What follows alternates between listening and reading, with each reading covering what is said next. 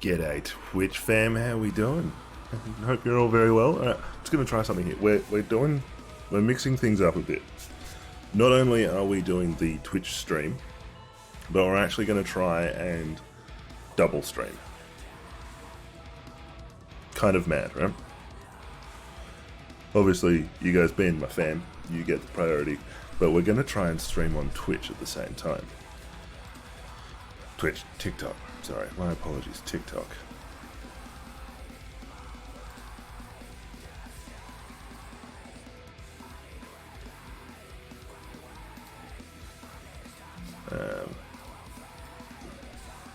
So, we're just going to turn that on.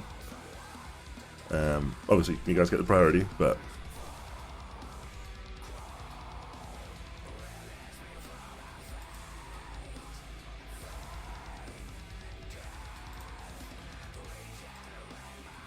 Alrighty.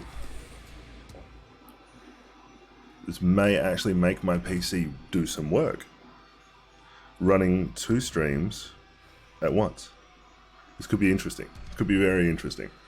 So we've got the 2 streams going at once. We've got this camera running Twitch, that one running the TikTok. But the best bit is when we switch over to the gaming, everyone sees the same thing. So this could be entertaining. This could be really interesting.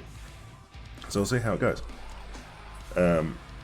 Obviously Twitch gets the full priority of the awesomeness of the music and whatnot, and the interactivity, whereas, sorry TikTok fam, you're going to get just like the basics. But that's alright, it'll work, it'll be fun. So being Saturday, we've got the long stream, so mostly Bloodborne,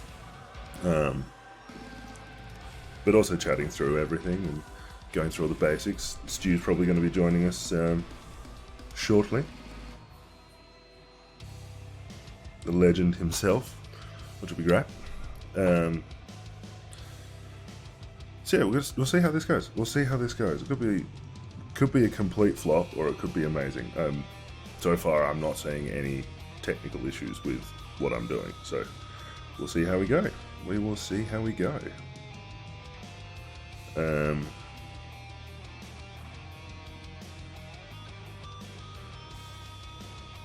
What else has been happening? What else has been happening? The thing with streaming more regularly is I'm finding that I have less updates for everyone. Like it's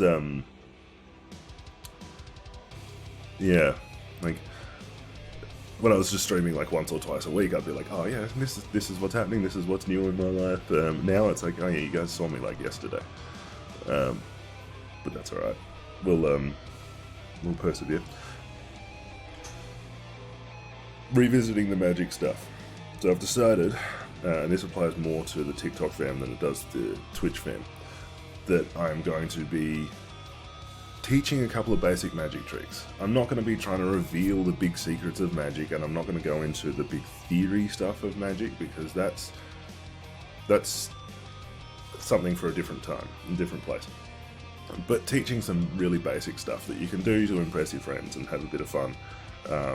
Maybe win yourself a free drink. Nothing wrong with that. Nothing wrong with that, and it also gives you a greater appreciation for what magicians do as an art form. So we'll do that. So I'm gonna record my first basic magic trick this afternoon. And it's a really, really simple one, but it's going to be about the performance. Essentially, it is going to be how to predict a playing card. Well, not predict a playing card, but someone picks a playing card and you read their mind and tell them what playing card they chose. But the secret to that kind of effect, oh shit, sorry, I hit the mic there. The secret to that kind of effect is how you do it. Not what you do, but how you do it.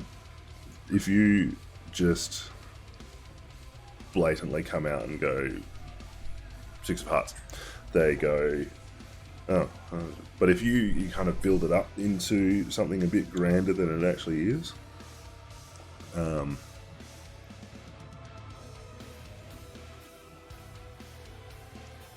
it's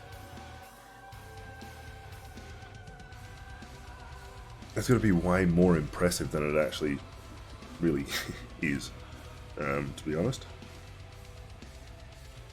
So one of the best things you can do when you're like trying to do a basic magic trick is it's really tempting, right, to go straight for the end of the trick.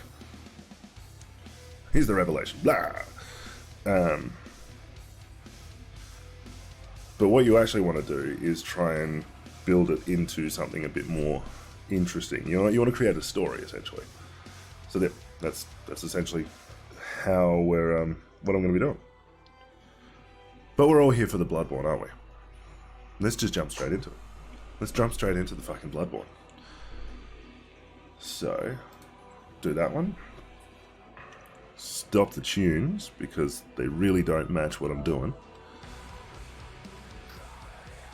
We're going to need sound for this, though. There we go. Ugh. So you all now get to enjoy the NVIDIA green screen.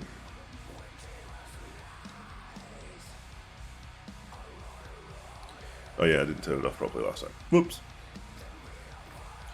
That's right.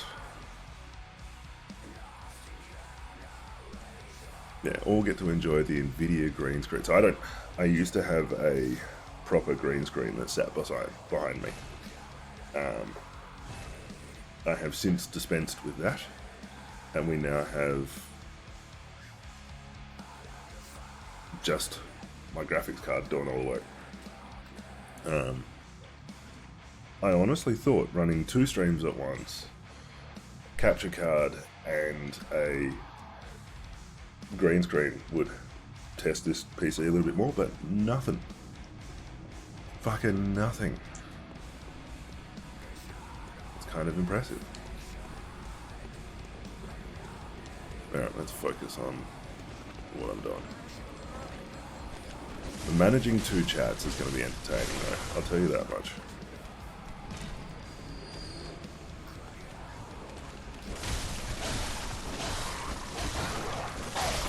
Particularly if Stu does decide to join us. But that's right. Yeah. Avoid all of you fuckers. And literally we're just going to avoid literally everything. Everything. And just run, Johnny, run. Till we get to the one Reborn.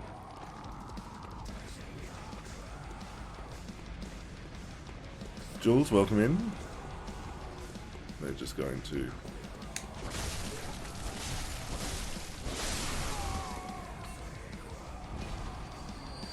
avoid literally every single fucker in here, and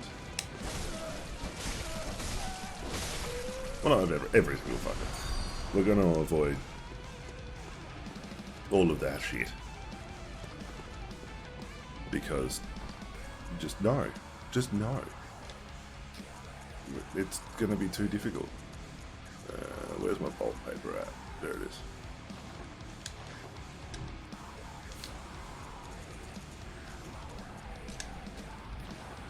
Excellent. We're going to need that. Definitely going to need that because one Reborn, I don't know. Last time I didn't have that much trouble with him.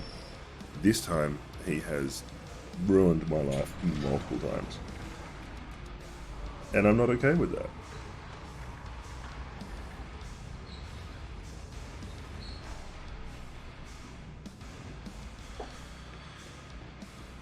But we'll see how it goes. We'll see how it goes. It's this side that I need to roll out of. There we go. Doing the shortcut. Doing the shortcut.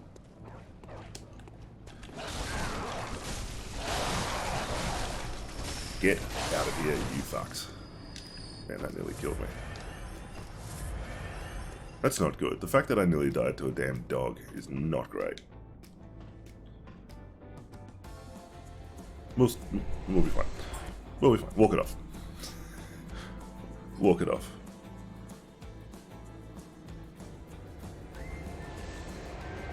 Alright. Thank fuck for the shortcut. Just saying. Just saying thank fuck for the shortcut.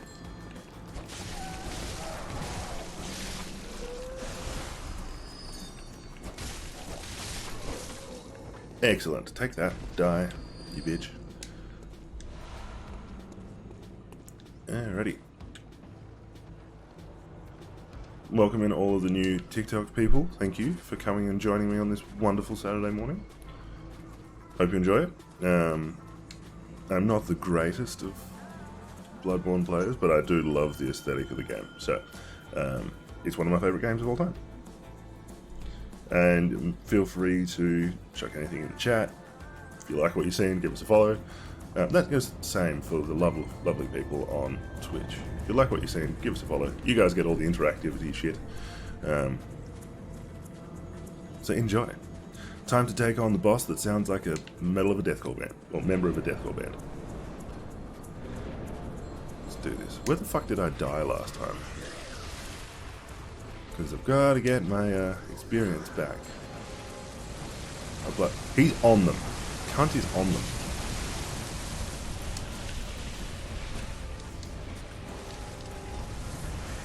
That's fine. Run, Johnny, run! Take out the dudes up the top here, and then we'll go and mess up Captain Death Metal.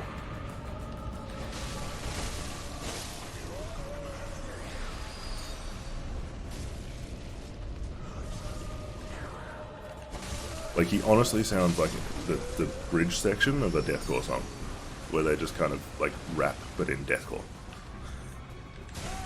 Oh, you're actually attacking me this time. Excellent.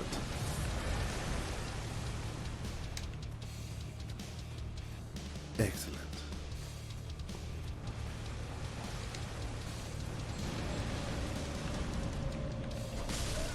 And Defector Anal down there is doing a good job.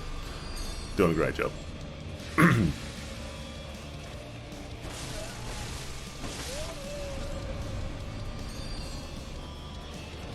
Excellent.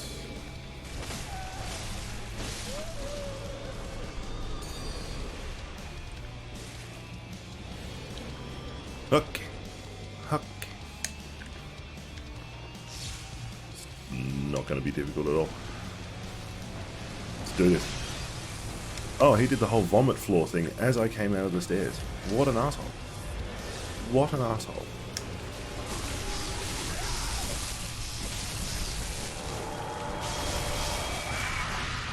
Son of a bitch.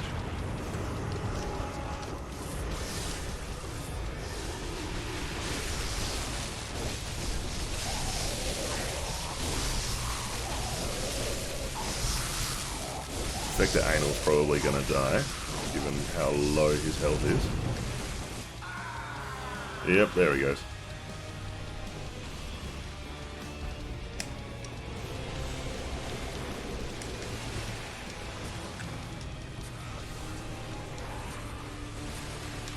Yeah, we got this. We got this.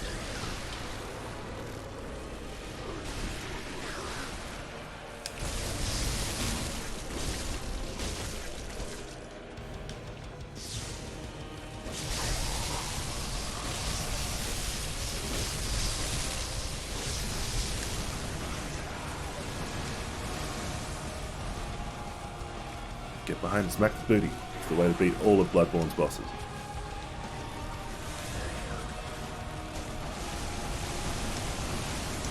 Except for when they just decide to kick you like a fucking donkey.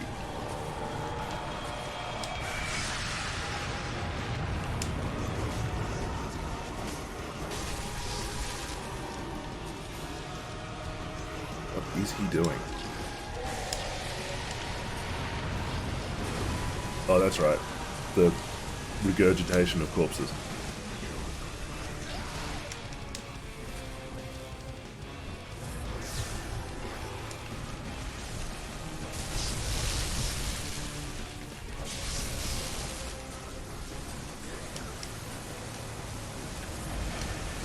Holy fuck me, this is feeling intense today.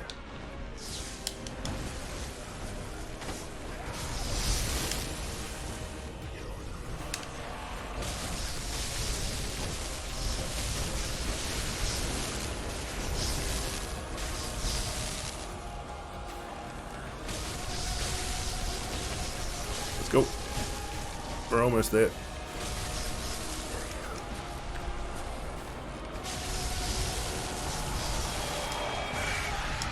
Son of a bitch. Fuck.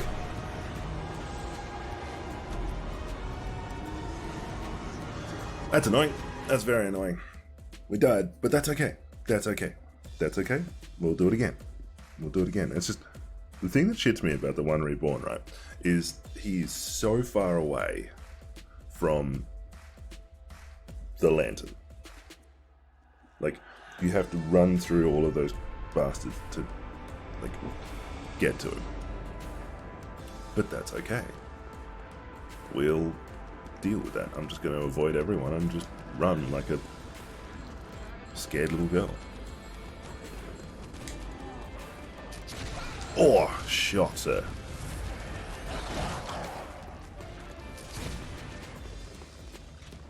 I hate when that happens, when you accidentally just, like, run face first into a bullet. Never, you know, having not grown up in the US, I don't really learn how to avoid getting shot. That was a bit of a bad joke, wasn't it?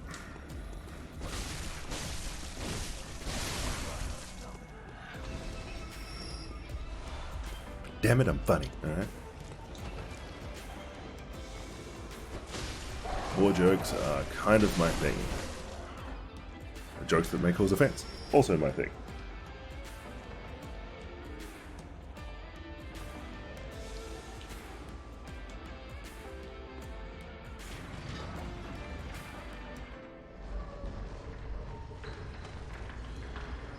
Alright, time to go up the elevator of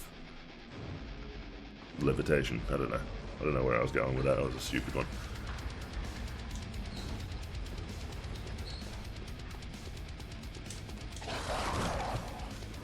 Fuck you, dog.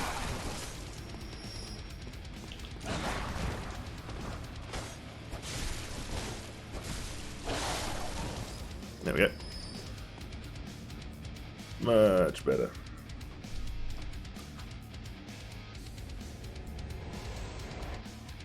I think my issue before was going from like Star Wars Battlefront, which is a totally different kind of gameplay, to this, which is slightly bonkers.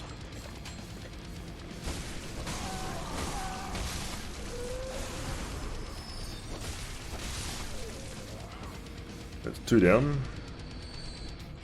Let's go and deal with the one Reborn again.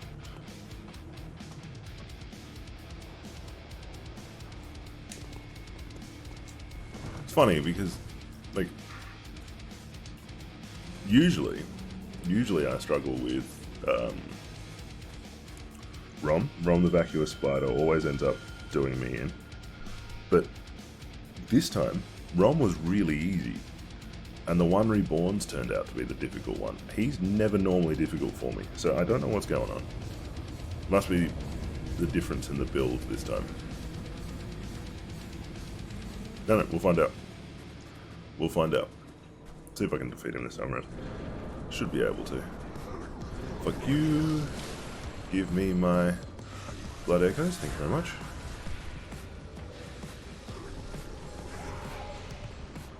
Go and beat the bell ringer dudes because you kind of have to and make life easier.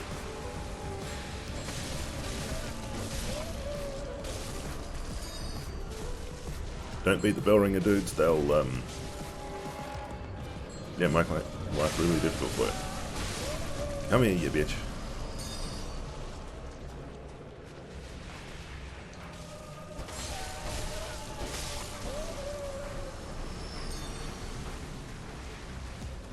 Alright, let's go.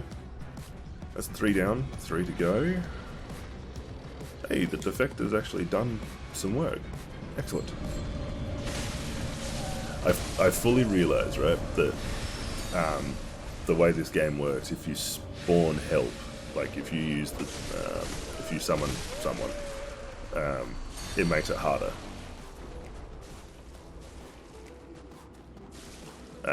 But I'm part of the, because I haven't actually gone to Canehurst yet.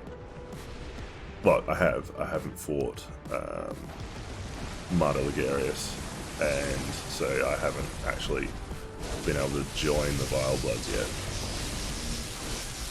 But I am part of the league, which means... Fucking bastard. Oh, we survived. He didn't. So yeah, we haven't joined the Vile Bloods yet, so we're part of the league, which means that it's... if I summon someone to help me fight a boss, yes, the boss has more health and is more difficult, but the I get more health and it's just fucking easier for me. So, kind of a win. It's a compromise.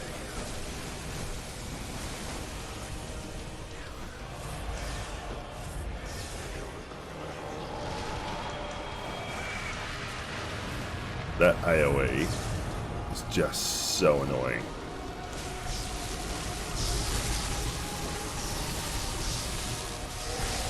Oh, and the vomiting blood on the floor.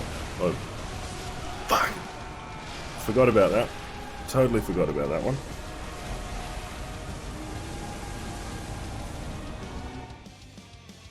I completely forgot that he does that, where it just vomits all over the floor and it kills you. Great. Fantastic attack. It's the college boy attack. It's great. I've done the Nightmare. I haven't fought the Amygdala because that guy's insane. You know what we're gonna do? Gonna expend those.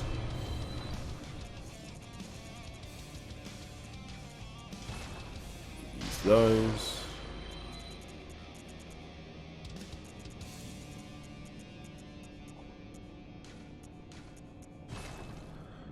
Use those. The menu scrolling bit's always fun.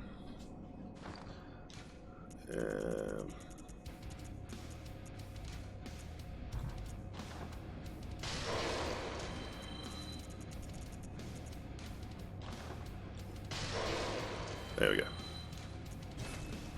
Let's go back to the Nightmare. Sorry, the Hunter's Dream. It's not a nightmare. It's a happy place. The Hunter's happy place. And then we'll see if I can upgrade my weapon a bit. Maybe that'll do it. And then buy some more health. I've chewed through my health.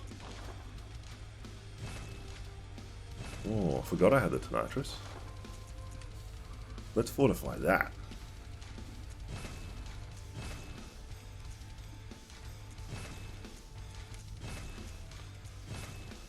There we go. That should make life a bit easier.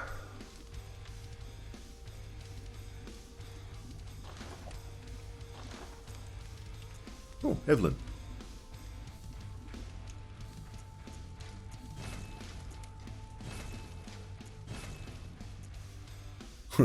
And the cannon just fucking boom. Yeah, why not? Why not? Why not upgrade the cannon?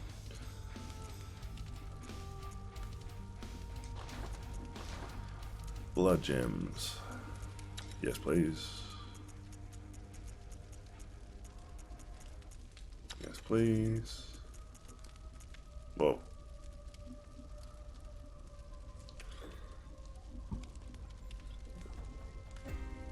Shona, how you doing? It's been a while. How are you?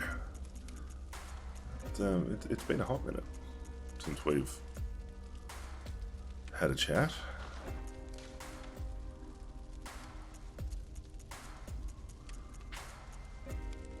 Attack versus beasts down. I feel like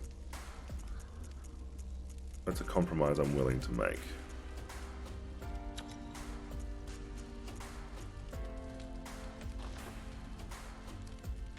No, don't apologise. Do not apologise at all. I have also been busy, so yeah, don't apologise for life getting in the way. How you doing? You last time we spoke, you weren't very well. K9, how are we? How are you both? Good to have you. For those watching on TikTok, it's maybe a little confusing, but they're Twitch people. Yeah, I'm trying a double stream this morning, which is going to be entertaining. Going to be real entertaining. Bit of a challenge trying to manage 2 chats at once, but thankfully it's been a little quiet. Where were we going? We're going Yahagul Chapel. How are you, K9? You well?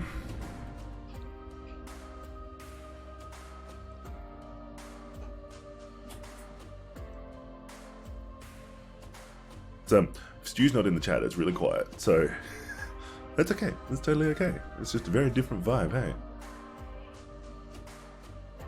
As good as you can be. It's, it reads positively, even if it wasn't intended to be positive. Reads positively, which is what we want. We want positive slant on that.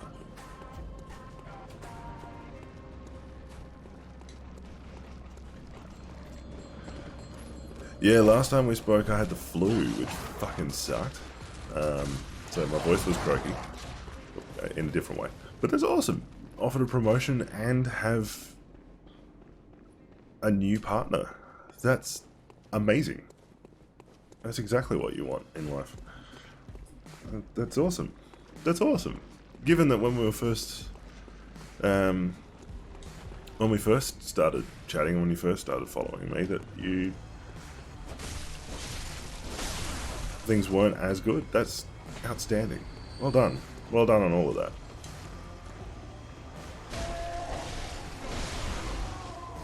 Yeah, so much has happened, but that's outstanding.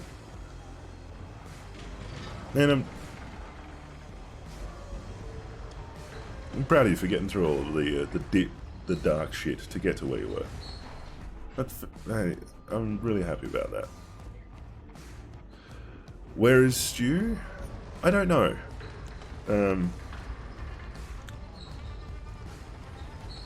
Either having a sleep in. Ah, shit.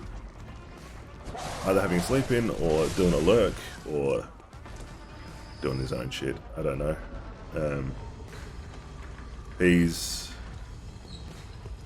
Things are a bit up and down for Stu at the moment.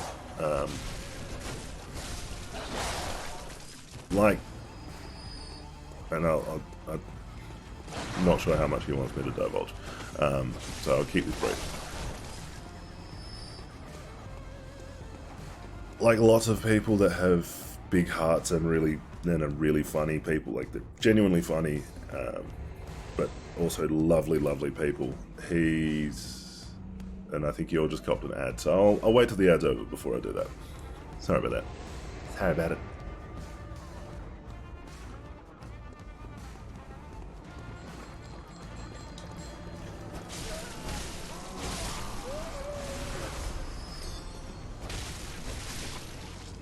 Oh yeah, this is going to be way better. Look at how effective that fucking sword is now.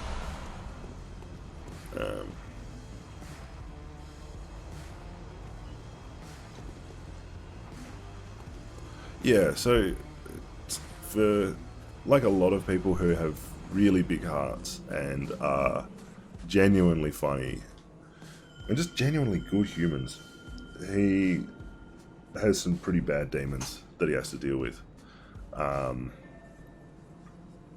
Like very bad demons, and so things are really up and down at the moment for him.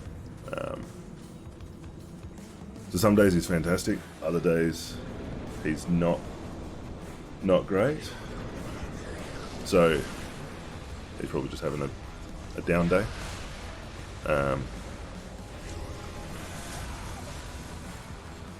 He, amongst other things, like my own struggles with it, but he's one of the reasons why I focus so much on mental health and trying to create a safe space for everyone to talk about TikTok, Alyssa, hi, how you doing? Yeah, he's one of those people that really has made me want to create a safe space and create a space where people are able to actually be themselves. Because, you know, he's funny as fuck, but sometimes his filter, the lack of, gets him in trouble. There's some pretty dark demons in there as well, but yeah.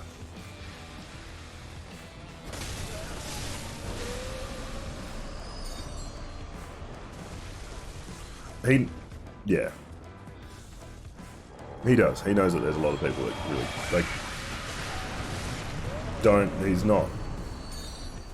I feel bad talking about him on his behalf, because it's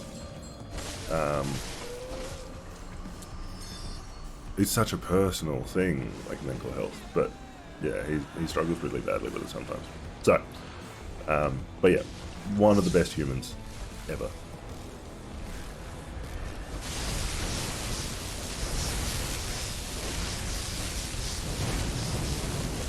And like when I was really bad earlier this year,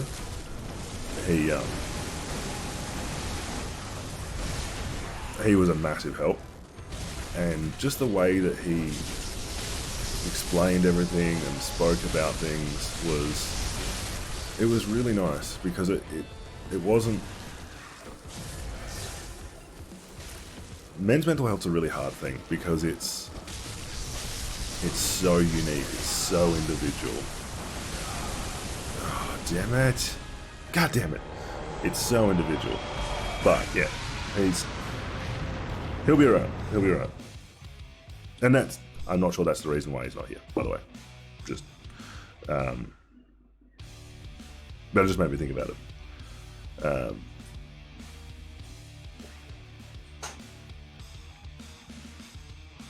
But yeah, it's like super creative dude, and so yeah, his creativity comes from somewhere, and like a lot of really creative people, it comes from a bit of darkness. Hello, darkness, my old friend.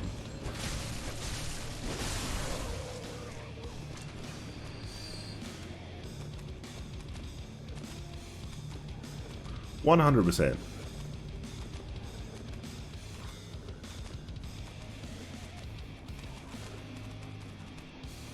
100%. Like, that's it. I think that's one of the things that makes those people so kind-hearted, is the fact that they've been through some heavy shit. They've been through some dark shit. And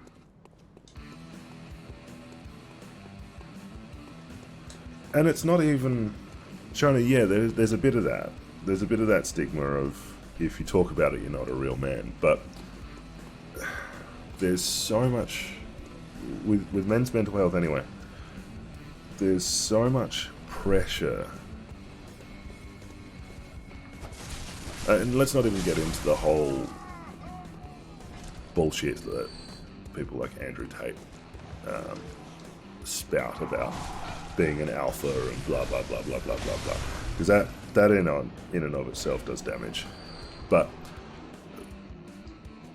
for guys,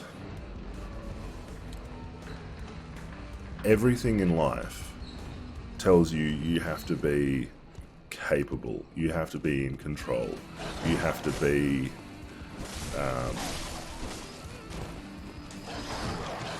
you have to know what you're doing, you have to, yeah, being capable is a real measure of who you are as a man.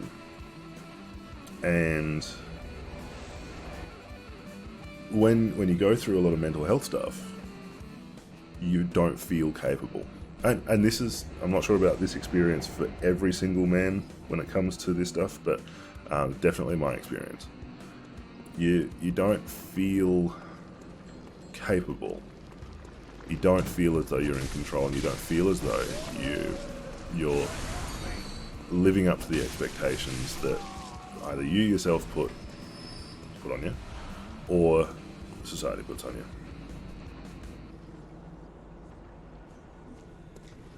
Yeah, thanks, Shani. You're wonderful. We're here for you. It's that's one of the things I really like about the little community I have, is it is a very supportive one already.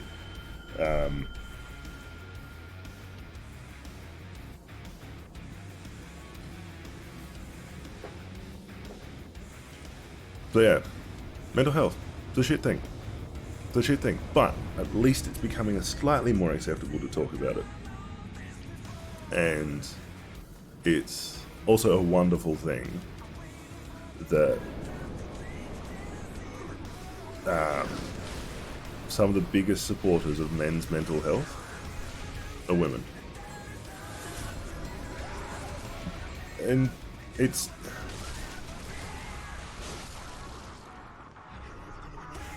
like, it's lovely when...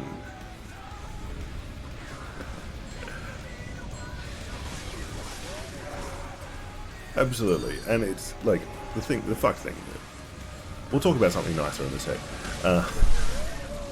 But the fuck thing about mental health, right, is that it's so unique. And it's unique to every individual, and it is so blinding when you're going through it. It blinds you to all the things that are reasonable and rational, which are the things that are actually going to help you. And it also isolates you so much from the rest of the world, which again is going to help you. And it's just... like, revealing a bit about myself here, bear with me. I've always had depression. Ever since I was a teenager, I've had depression. I think for two reasons. One, my brain is naturally wired that way. But also, I had some pretty bad experiences when I was an early teenager that really didn't fucking help.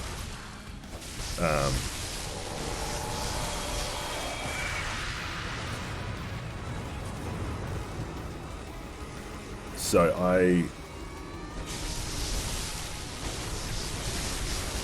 it's something I've always dealt with, right? And sometimes it gets the better of me, but most of the time I've got it under control. But fuck me, the combination, and I dealt with this earlier this year, the combination of anxiety and depression, that is a complete cunt of a thing. Because... and very... That fuck you, that, like...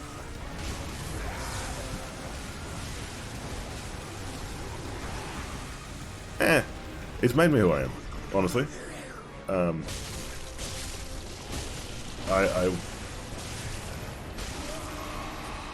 we go. Fuck you, Wonder Boy. Absolutely, my depression's part of who I am. But it's just... It's a shit thing, but it also is a wonderful thing, because it makes me... It's just part of who I am. But... and it gives me this kind of dark and twisted view on... One Reborn is redeaded. I really just wanted to get to the next nightmare stage. That's why I wanted to kill the fucking One Reborn. But yeah, combination of anxiety and depression. The... fuck, I don't want to do anything mixed with the... oh god, what do I do? Yeah, really not great. Not a good time. Not a good time. Let's stop talking about mental health.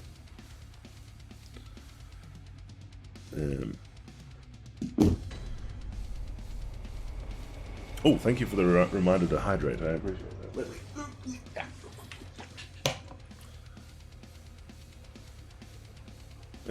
Where's my... there's goals. I can't see it.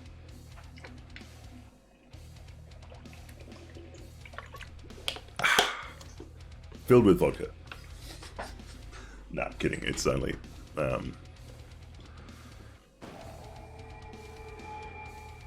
water.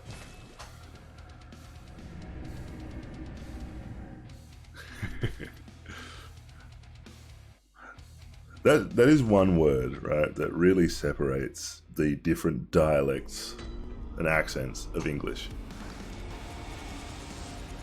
Because in Australia, it's water.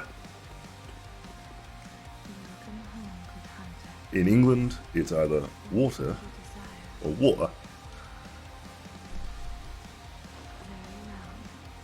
America, it's water.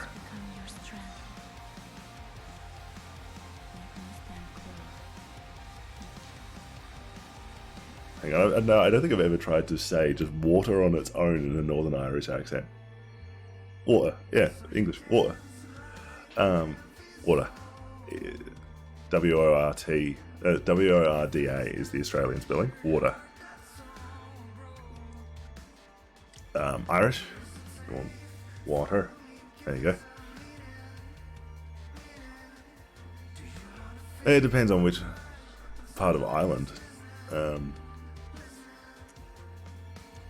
Because if you're northern, water. Slightly different. Actually, if I'm really honest, water in Australia is just genuinely beer. Farewell, good hunter. May you find your worth in the waking world.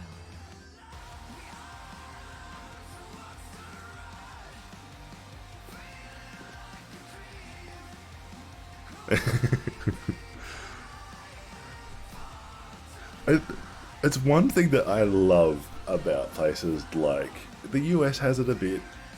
So there's a bit of a trend. But like England and Ireland, you've got these massive differences in regional accents. Like, how the fuck does that work? You go from like Cockney London to fucking the Birmingham accent in like 2 hours worth of travel, whereas in Australia you go from 2 hours, like 2 hours north in Queensland, and all that happens is they go from "g'day mate" to "g'day mate." It's a little slower and it's a little flatter, but that's about it. Like, how the fuck does that work? Where am I going? Done? Yeah, Hagul, kind of. Let's go do a nightmare.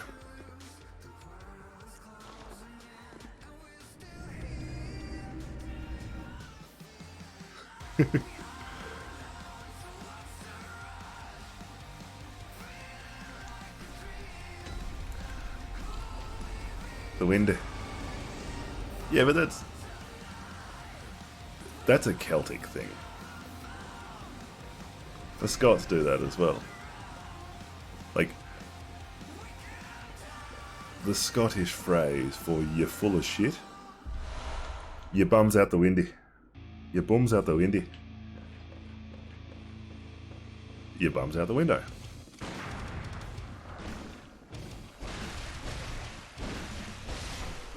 Full of shite. Yep. One of my favourite. For some reason, it's like...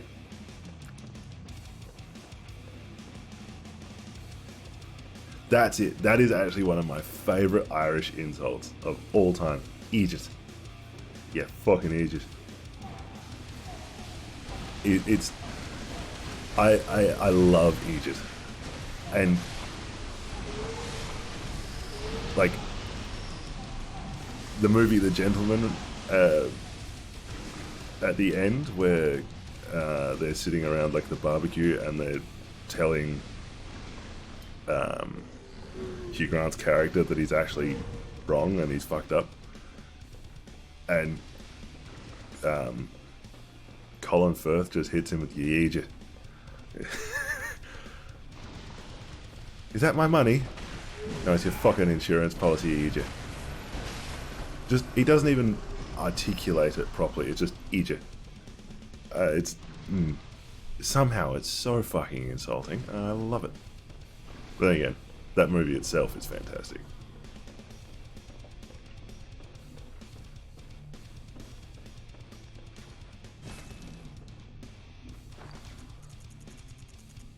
Yeah, back in Egypt. Still, the greatest part of that entire movie is the bit in the fish and chip shop. It is Guy Ritchie. Guy Ritchie is one of my favourite directors. But the bit in the fish and chip shop is just amazing. Come on, boys. Say something. Caught me with it. Make it sharp. Make it funny. And then the kid just goes, fuck you. Ah, it's disappointing.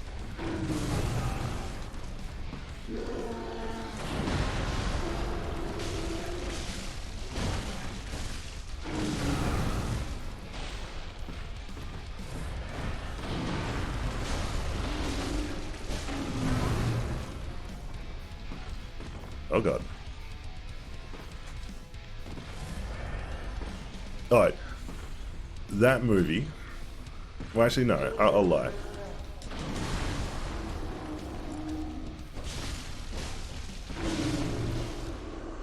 Colin Firth and...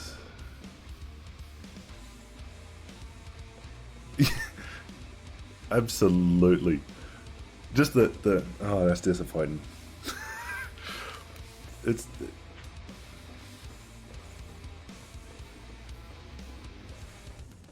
Yeah, that smack would hurt, hey? But, like, that movie, it does two things, right? I love old school gangsters. Whether it's your fucking Peaky Blinders style gangster, or your legit old school gangsters like your bootleggers in the US in the 20s, or Cray Brothers, even though they were... That movie Legend really glorified the Cray Brothers. They weren't actually that powerful. Anyway, I love old school gangsters. And so Eshays and Roadman I find fucking hilarious.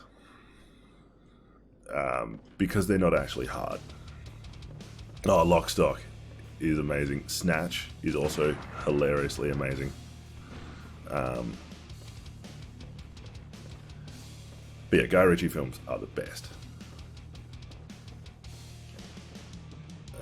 When I found out he was directing the Sherlock Holmes ones, I may have cracked a hard on slightly. But yeah, I love that whole thing about, oh yeah, these are roadmen. Nah, they're not. They're kids who've wished they were hard that have absolutely no idea what being hard really is. It's great.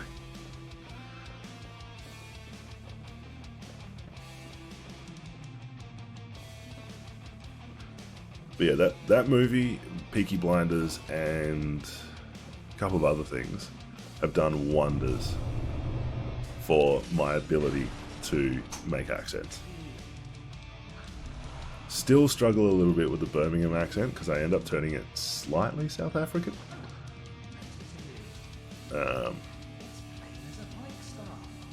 But that's alright. No, you're all good, China. It's great having you here for a sec.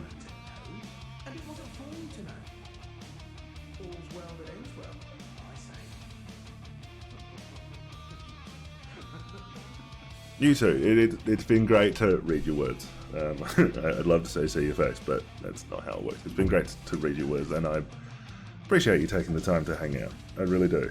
It's good to have you.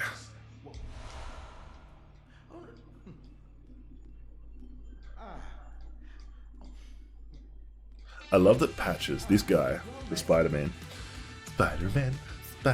appears in every single Dark Souls From Software game.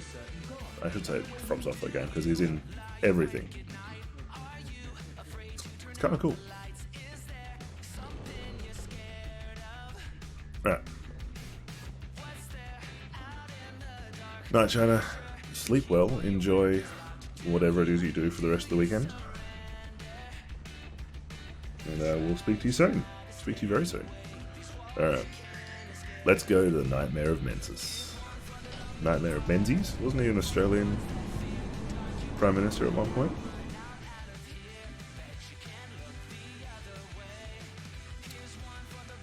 How long have we been rolling for? Nearly an hour. Excellent. Excellent. Oof. attending the mate's funeral. That sucks. I hope it's not too intense, but good on you for going. It always is a hard one.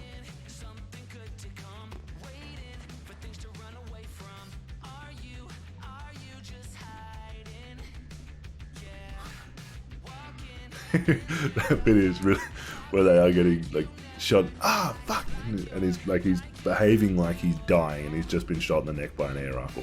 Yeah, that bit's amazing. Amazing.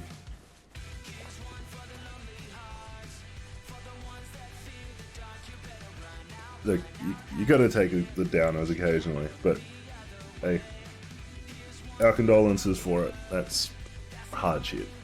That is hard shit. But like, it'll be good to celebrate the life of your mate. Oh.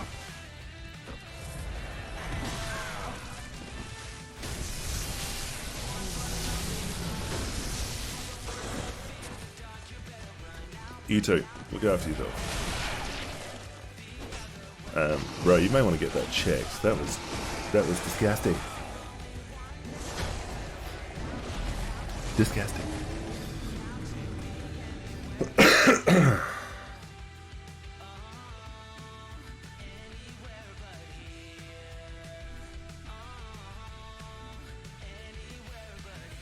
Yeah, let's try that again. That didn't go well, did it? Really did not go well.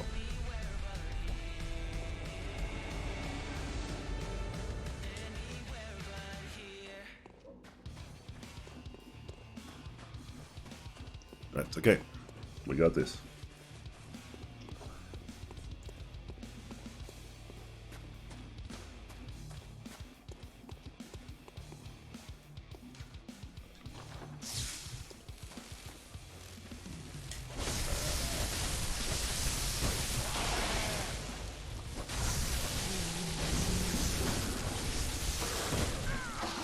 Fuck off. There we go. Cut his booty. Oh. I thought if you killed them with lightning, they didn't spawn the fucking maggot things. Apparently I'm wrong. Apparently I'm wrong. I'm always wrong.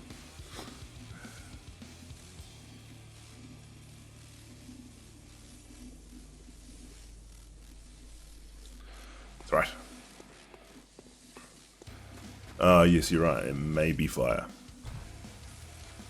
Do I have any fire paper? I don't have any fire paper. That's fine. We will, I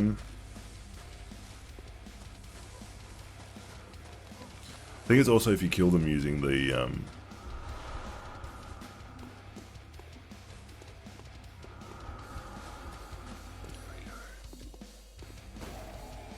Alright. Let's change my armor.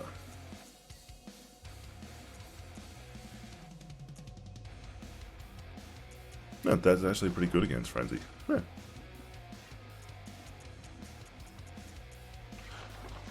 No, we have the really good Frenzy armor.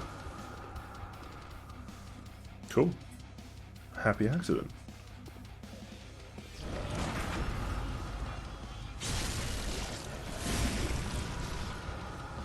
Now. Yeah. Doing that also stops them spawning the maggots.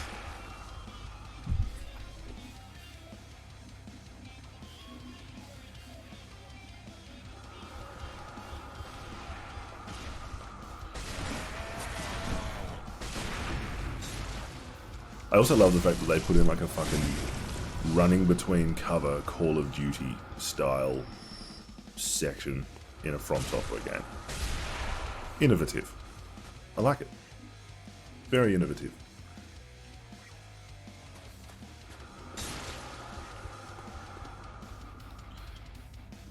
Like, I love and hate the Nightmare of Mensis. Love and hate it. Because it's... I haven't played Sekiro, so I don't know if Patches is in it. I know he's in all of the Dark Souls. They put him in Elden Ring.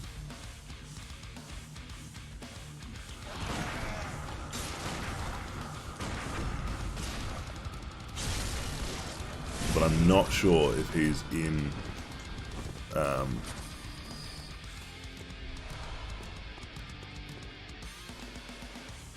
Sekiro. Not sure. It may be slightly out of context to put him in Sekiro. But, I mean, patches. You can put him in fucking anywhere, and he'll be fine.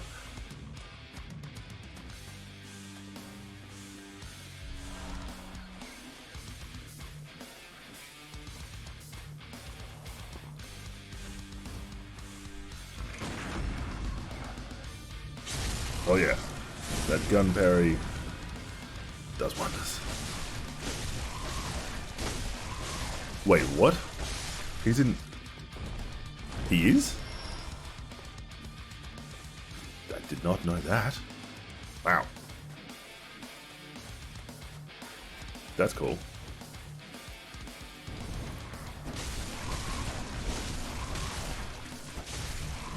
Huh. Did not know that's where he started.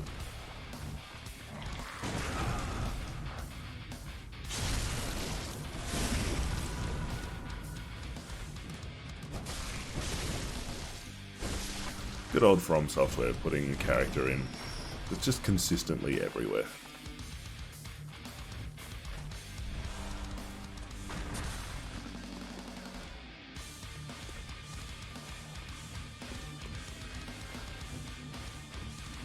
I also love...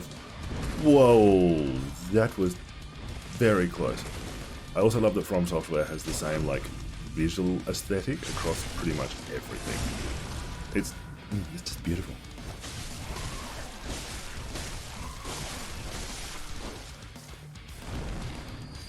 Excellent. Fucking block dead, you bastard. Huh. You learn something new every day.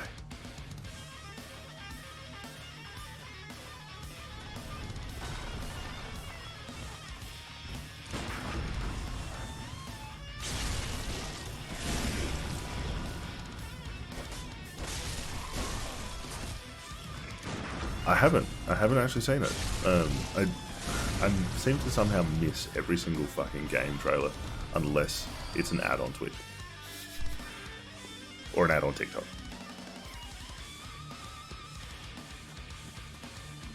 But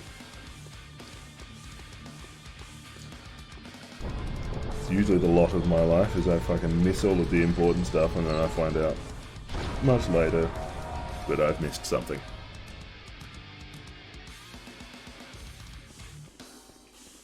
I've never played the Armored Core games. I have... Oh, also, arachnophobia warning for anyone. One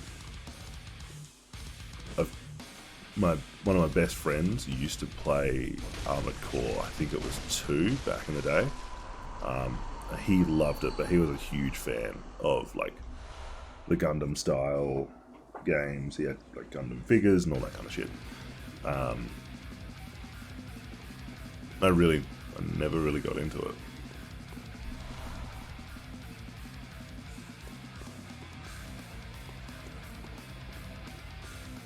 But they did look sick. I watched him play it once, and it did look very pretty. This section of the game, I love and hate.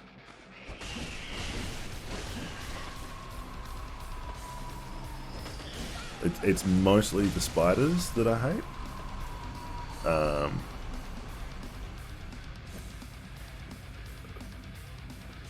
But then the fucking hunter on the bridge, he should be easy. He has no armor, and yet he's a bastard. You hate it entirely. Wait, you hate this entire section of the game? I love it because it's like, it's the Lovecraftian horror section of the game. It's just...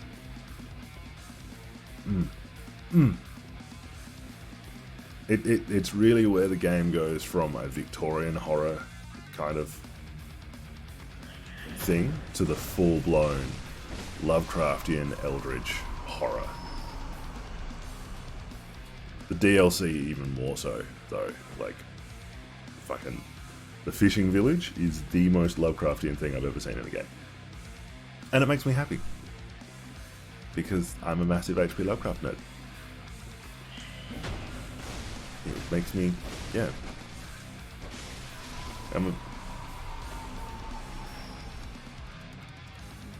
Like, when you first play it, or when I first played it, this was the bit that was, I found it less jump scary and more just horror, that slightly unsettling feeling you get from good horror. So I can see why people would hate it, but I love it. Fishing Hamlet is fantastic. Fantastic. I think it's probably...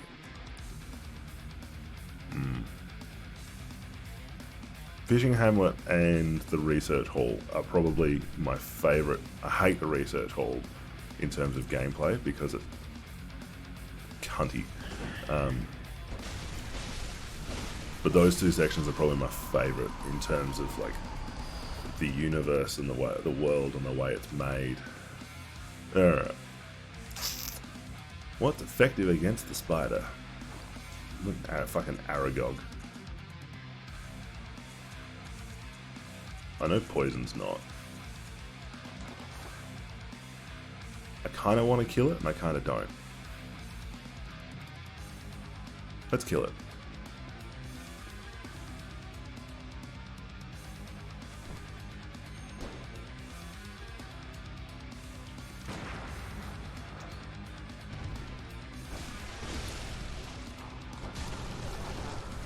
Fuck your magic. Okay, don't. Son of a bitch! That was stupid. That was very fucking stupid. Very fucking stupid.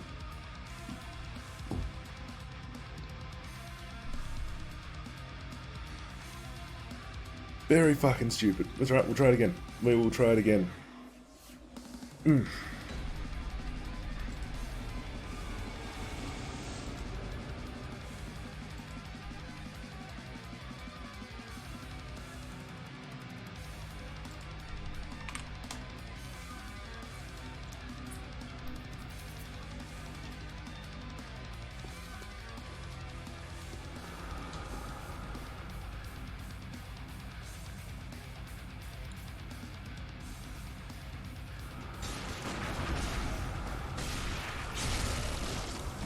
Get out of here.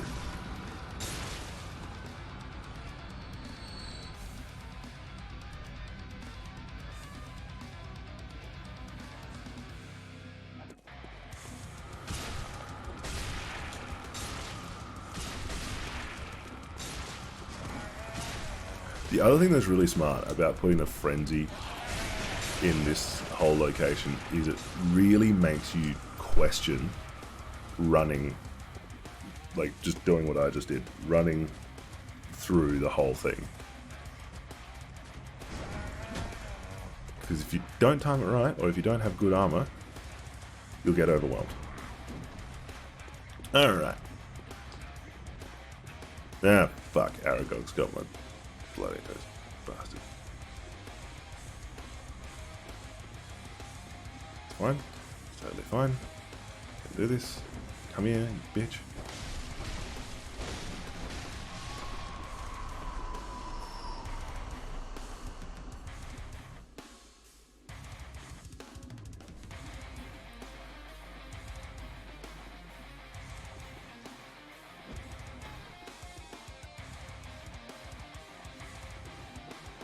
Yeah, they came down one at a time. Usually they come down two at a time.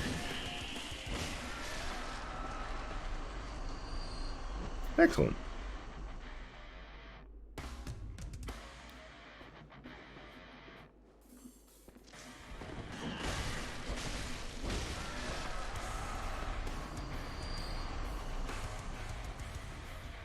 Yeah.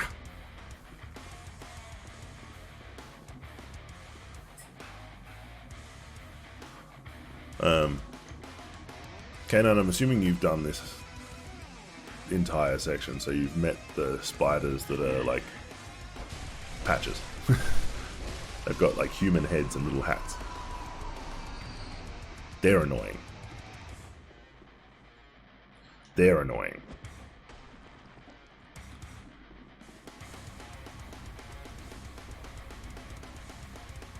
These ones are pretty easy, but the ones that have the little hats are annoying because they do that fucking AoE. Same as Aragog here.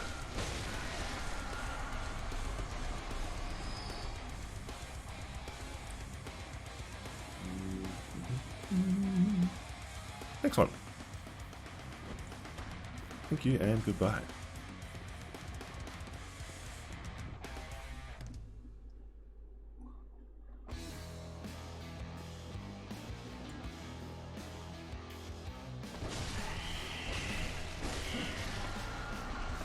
That was beautifully timed, yet boring.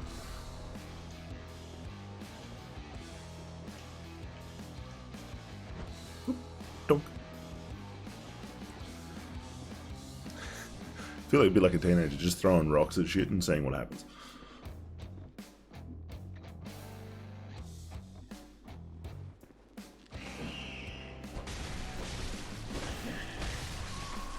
Fuck you. Perfect. Excellent. Last one. Ooh.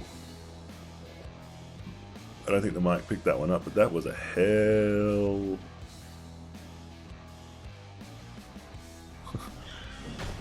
100%. What happens if I throw a rock at a spider? Oh, the spider tries to come and kill me. Excellent. That makes sense. Who doesn't love a good bit of fucking around and finding out? Oh, she just farted at me.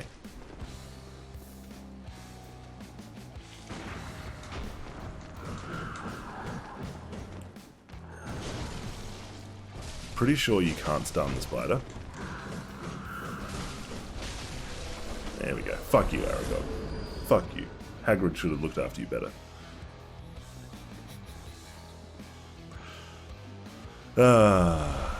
Right. This section. This is the section I hate, mostly because of this dude. I don't know why. He shouldn't be difficult, but he is.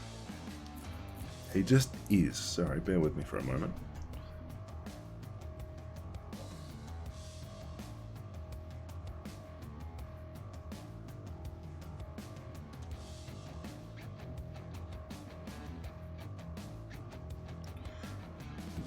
No idea why he's this hard. No idea why he's this hard. He just fucking is. It's annoying.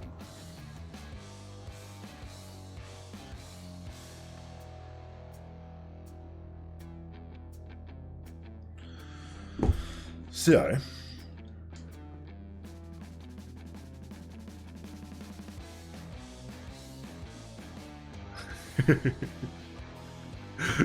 $110%.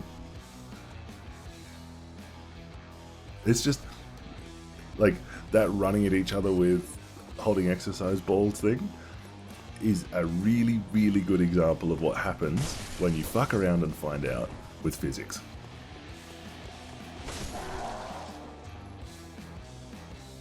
Who doesn't love fucking around and finding out when it comes to the world of physics?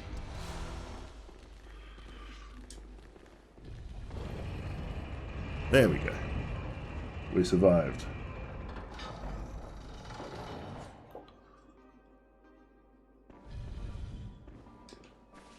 To the lantern! Hello, shortcut. Thank God.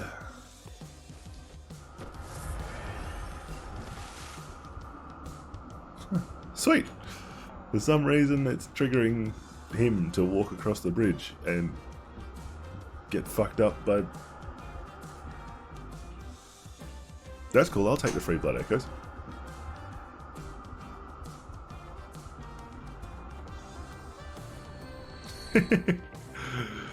Victory is mine.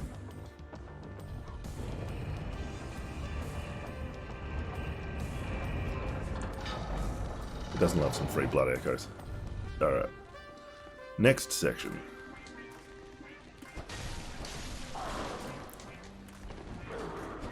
I love how their main attack is just like a full-blown schoolboy shove. What the fuck was what? The fact that I got free blood echoes because Frenzy killed the other guy? Useful, right? Very useful. Or is it the shortcut that you're questioning?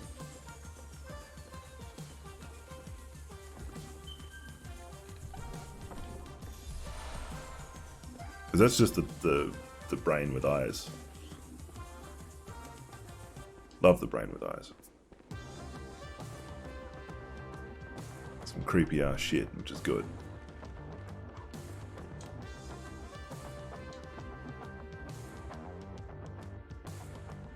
Oh, no. Hunter's still there. That was,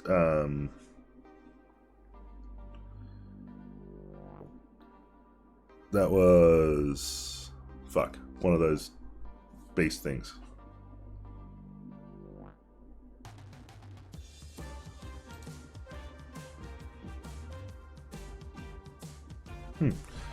Interesting. I did say that my...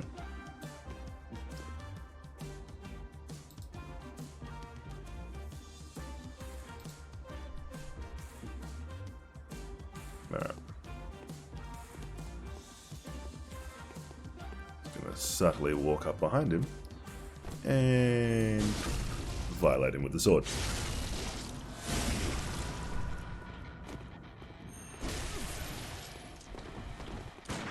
I also hate the fact that he has the goddamn mister. Stupidest. And that thing. I thought I was out of range. Bastard. Bastard. Bastard.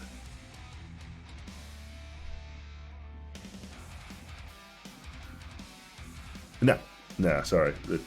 The easiest way I know of dealing with this hunter is what I've just tried to do. Walk up behind him and stab him in the back. That nearly went down the hole, that was great. With all of the love and affection you can for a video game character that's ruined your life multiple times.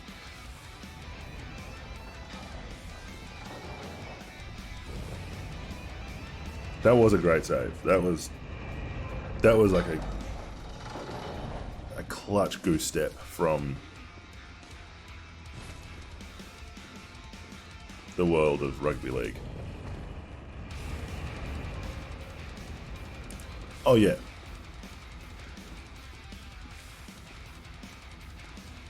I love the fact that they don't attack you if you don't attack them sometimes. It's great.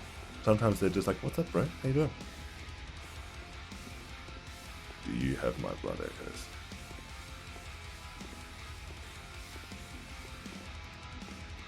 Don't. Still gonna get...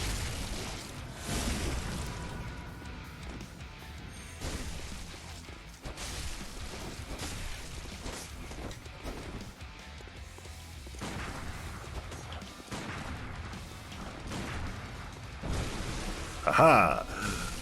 Like Iron Man, I learn from my mistakes.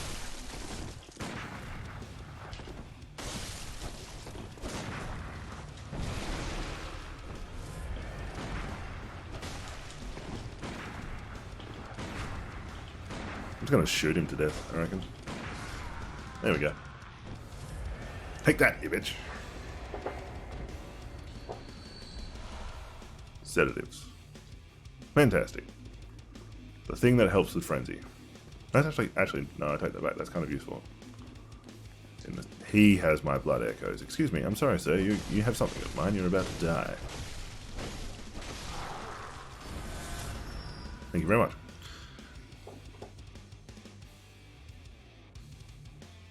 Your sacrifice has been registered with the proper authorities, and it'll be investigated.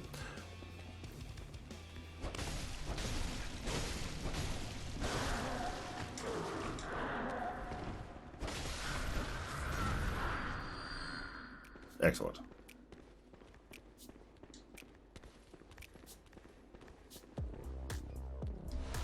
Pick up that.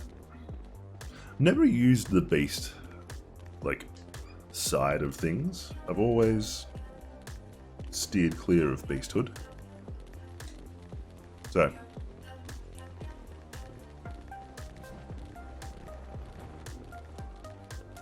I feel like I just got a warning on the TikTok.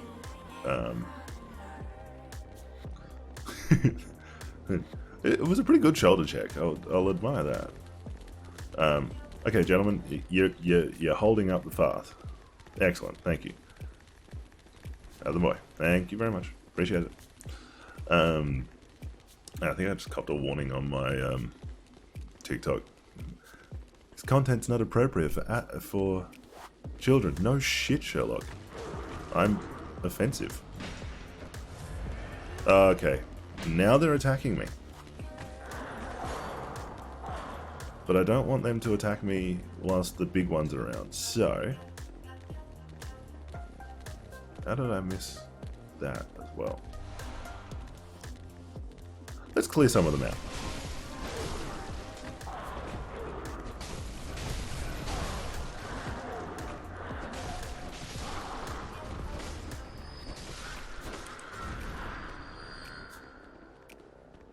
Excellent.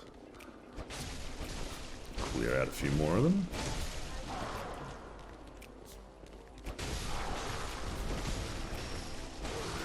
Excellent.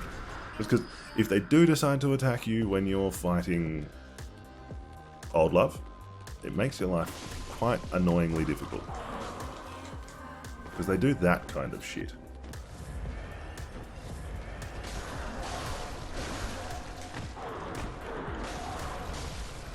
And she, like, Old Love can be a little difficult. Bastard.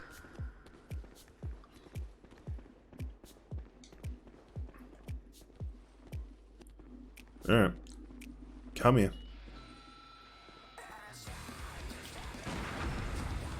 Excellent.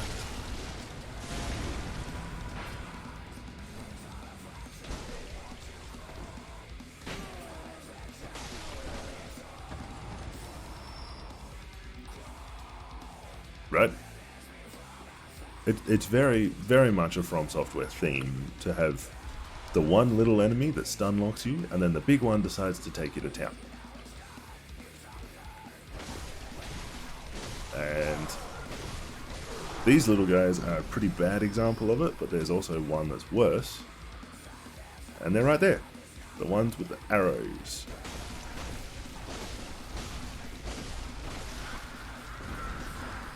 They are the most annoying when it comes to stun locking, because they actually do a fair bit of damage.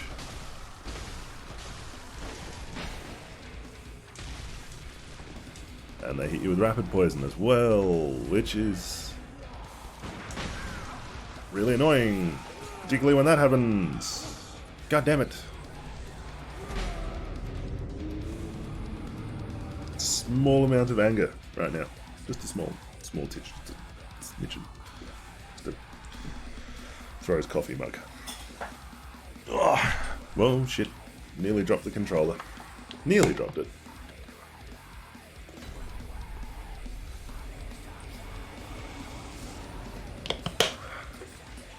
Alright. Let's try that again. Let's try that again.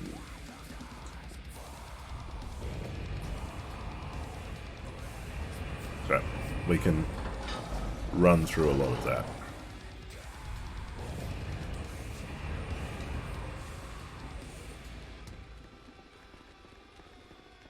Meow.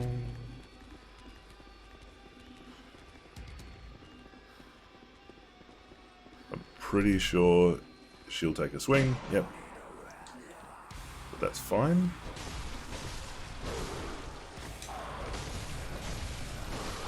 I feel like she's about to appear behind me. Yep, there she is.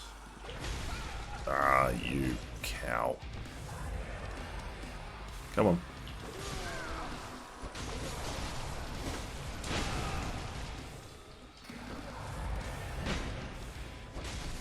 Joseph! We were talking about you earlier. How are you, good sir? Expected to see you earlier. What's been happening, man? How you doing?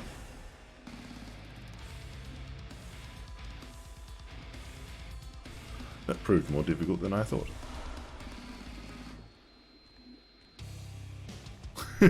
Don't talk about you? Okay, we won't. Ah, Stu's gone American.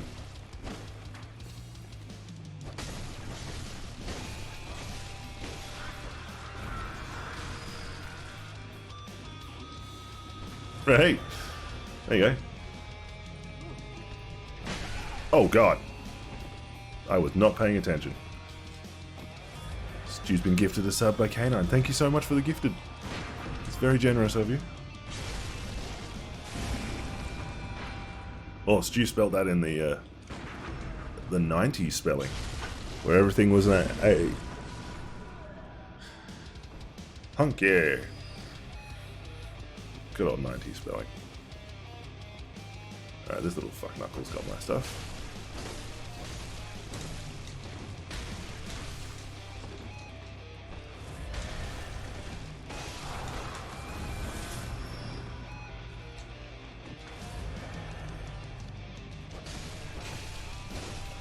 Ah, yeah, thank you.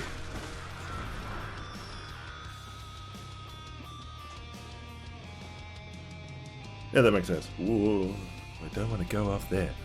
That would have ended badly. How you doing, Stu, though? Okay, how's your morning been?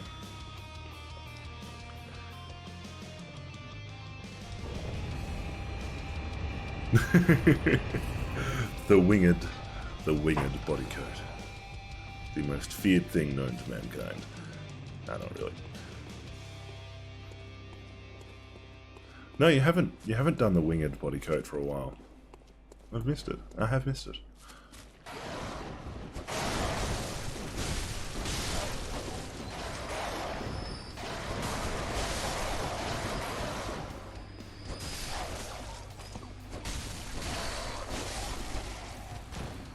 A dog with the head of a crow? How random.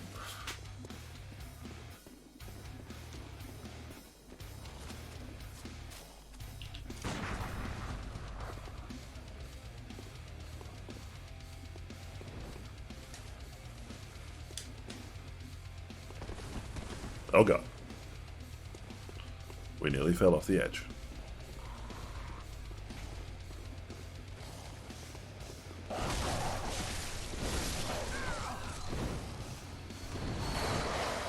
How dare you drop in on me like that?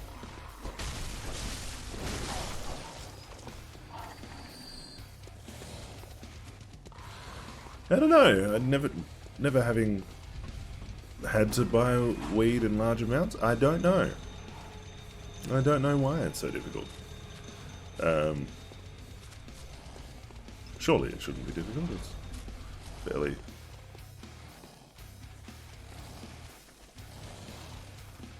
Oh, that's annoying. That's very annoying. Well, I was actually hoping to talk to you today, so I'll message you a little bit later on then.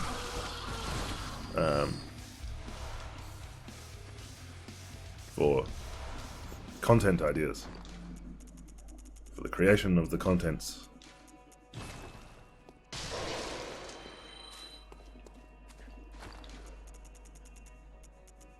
Because I'm finally feeling motivated again. Which is good. That's what we want.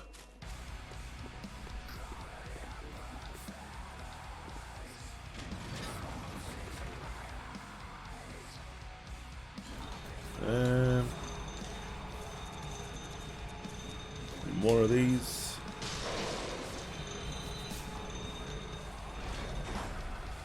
Excellent. Let's go down to the lantern, spend some blood echoes, and we'll once again upgrade myself. Who doesn't love a little self-upgrade?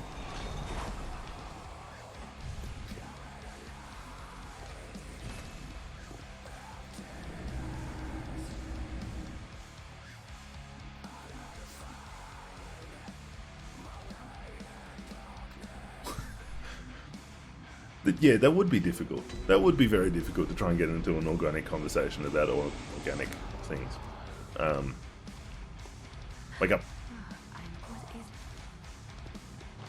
But I mean... Let the echoes become your strength. Open stand close. Never shut your eyes. An unexpected trans-dimensional journey.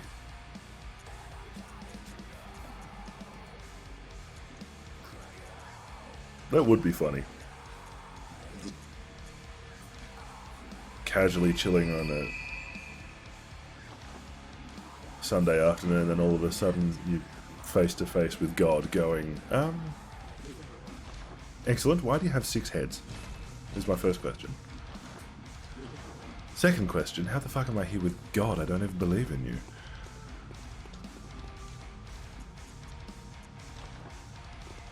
Insert conversation from God. I don't know where I was going with that joke. I don't know where I was going.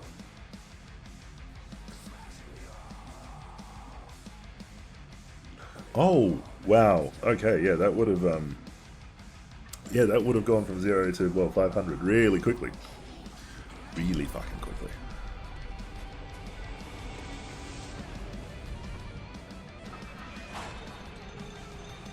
Definitely a reality shift that you were not prepared for.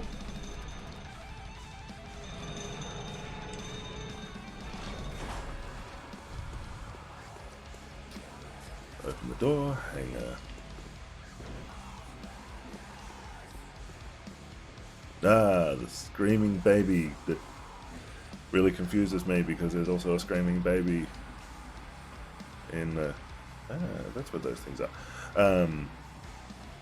Apartment next to me. I can't tell if it's the game or the fucking baby.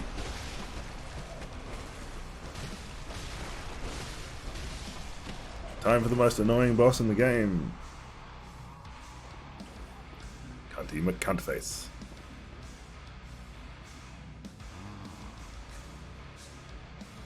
Or some say cousin.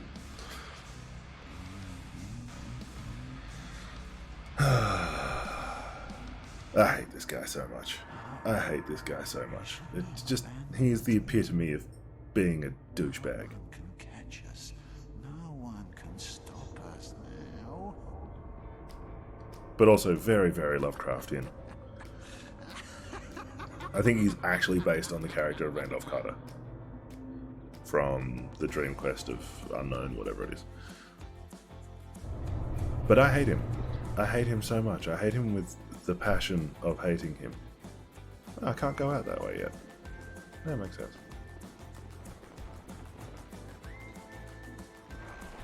Poke him with a pencil like Mr. Bean.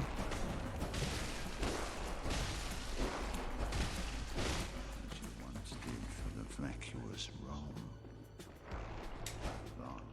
The Passion of the Christ. Oh, that was cool. He went the right way really quickly. Alright. Fuckface.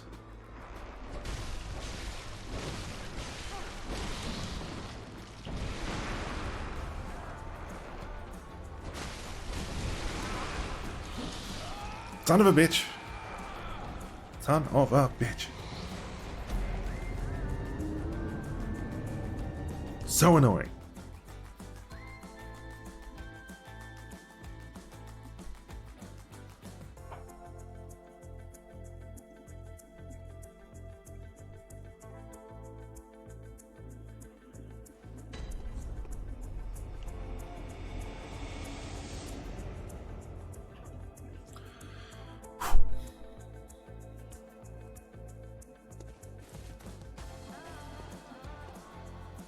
The Passion of the... They look fair. If it's not, it definitely... Yes, it definitely should be.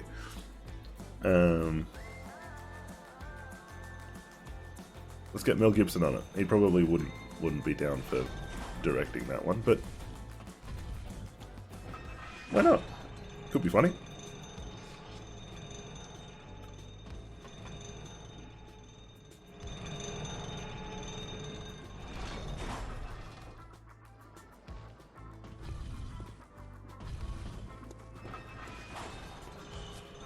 Alright, let's try that again. With fucking asshole.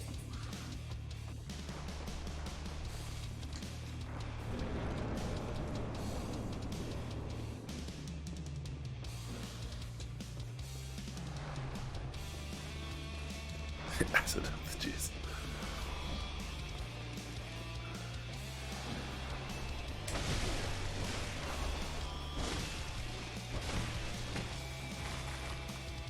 I do love how those guys just fucking fall apart.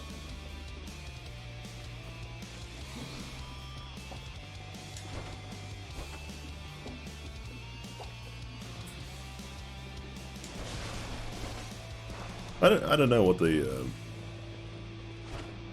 epic film of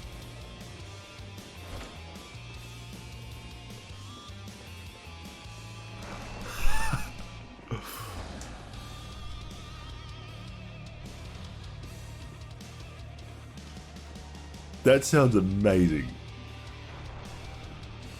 Porn or perfume? Yeah, I can imagine there being a very big crossover between those two.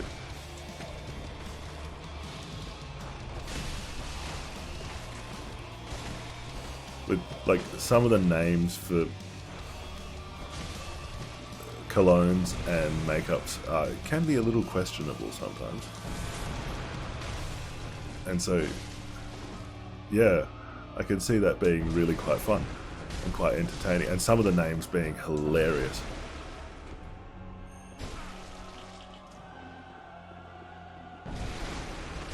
Yeah, alright, you've got your fucking tentacle arm. Stop spamming it, you cunt.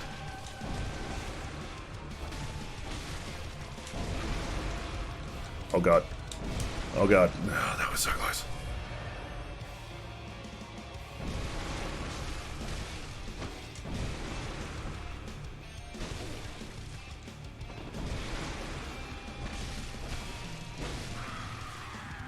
Ah, the false sense of security when you fucking think you've killed the bastard and he's still alive. Majestic! But alas. Alright. Second. Part the second.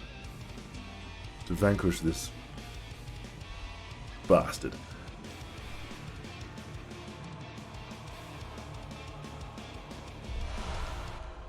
As you once did for the vacuous one. Oh, yes.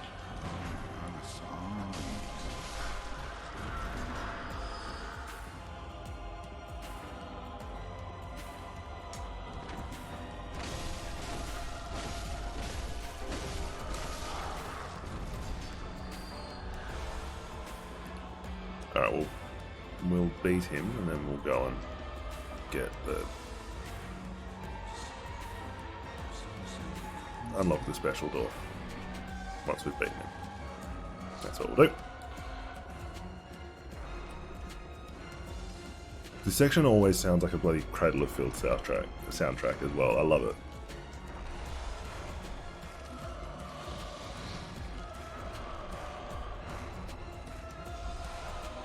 Like half expecting it, just a Danny Filth scream and then some Paula Lender guitar work. And a few double kicks.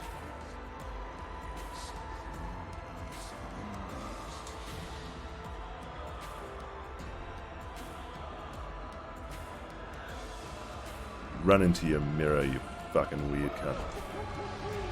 There we go.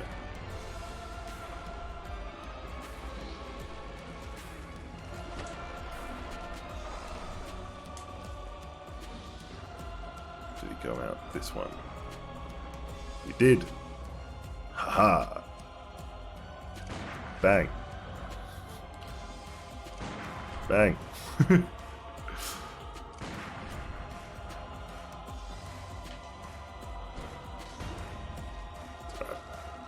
trigger the second fight.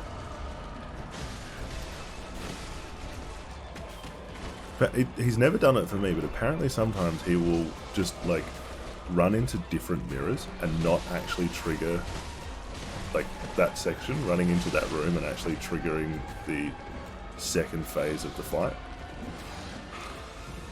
Never seen it happen, but apparently it can happen to some people. I don't know why.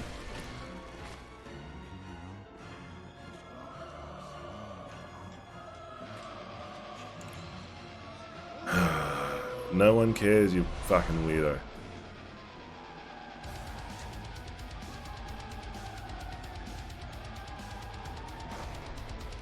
Out of my way. Alright. I feel like I'm going to die really easily on this one because he's going to do that summon bollocks.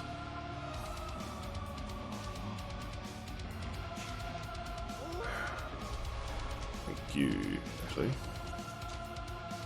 What's got the highest arcane damage? The top hat.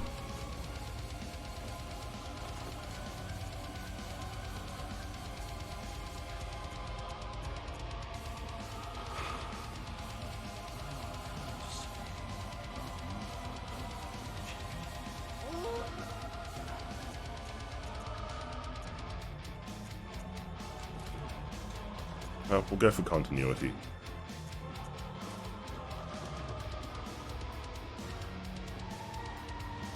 I know he's down here. There he is. Dick move. This thing. That move always does so much goddamn damage.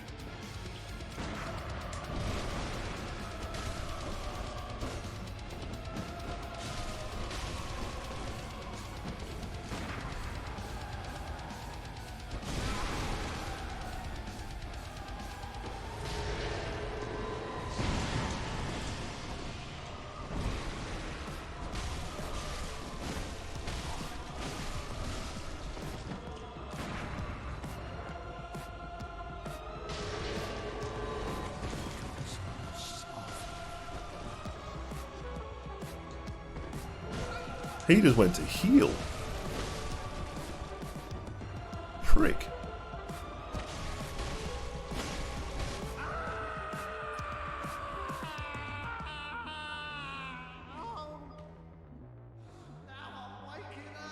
Ah.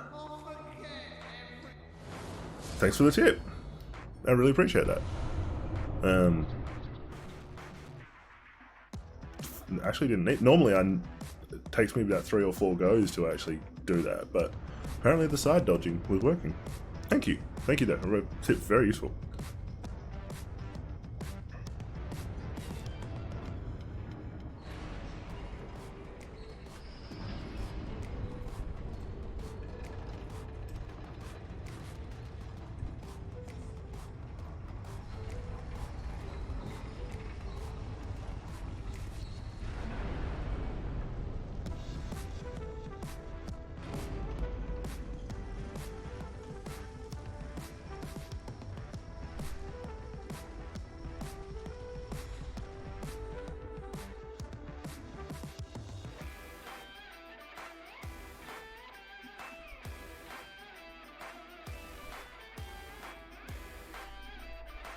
Yeah, normally he takes me way longer because he's just such an annoying piece of shit. But I got there. We got there. That. Genuinely surprised by that.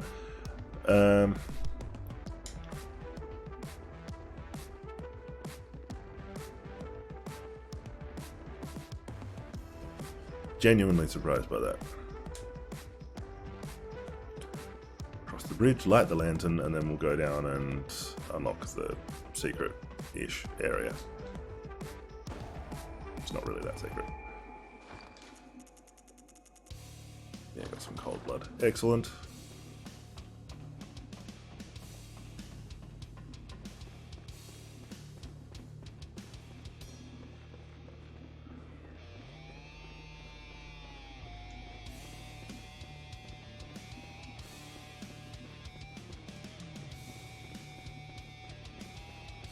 Ominously quiet now that I've killed everything.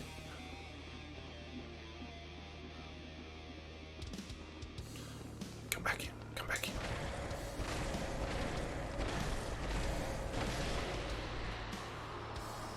Right? It's ominously quiet. But that's okay. Here we go. It's about to get louder with some death.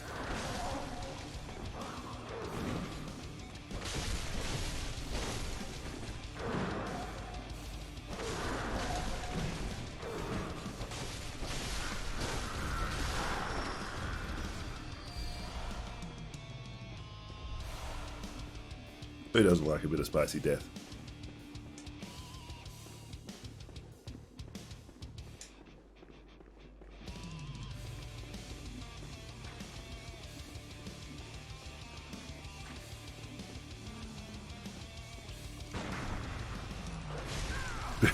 Bit of spicy death, bit of kick.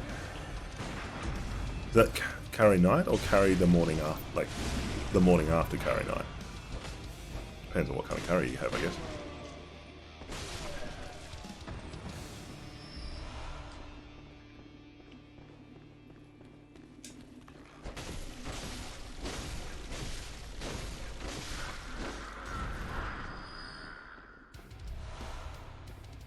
Excellent. And that's as far down the stairs as I can go, and the bridge has already moved, so...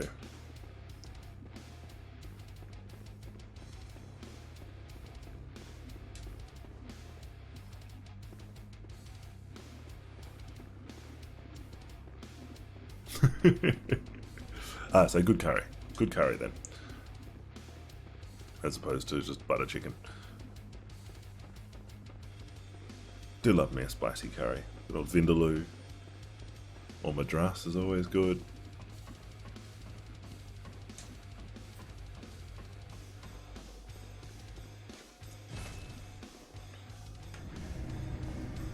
Garlic naan. Damn it, I want Indian food for lunch now. Oh, Thai food, yes. Green chicken curry. Welcome, what is... Very well.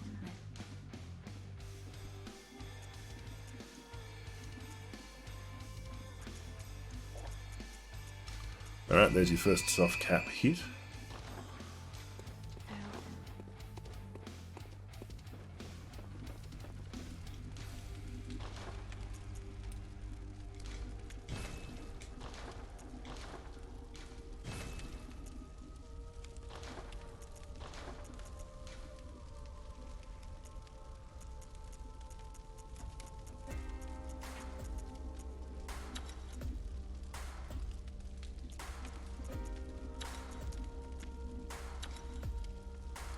Oh yeah, it's up the bolt damage, why not? Yeah, same. Damn it, talking about food made me hungry. How dare you, sir? How fucking dare you.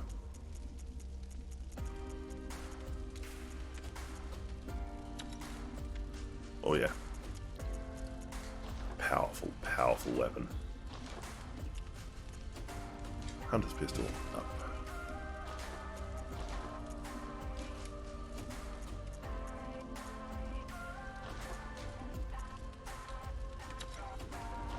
There we go. Yeah, I'm really fucking hungry now. God damn it. Rightio.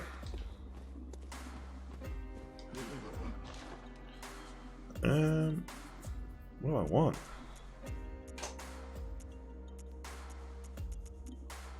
Any good armor? Not really. Molotovs are always pretty useful. What's the time now? Probably another hour, maybe? Half an hour to an hour at least, yeah. It's morning here, so I'm still technically in my pajamas. I've done the news presenter. The top half's dressed nicely, the bottom half not so much.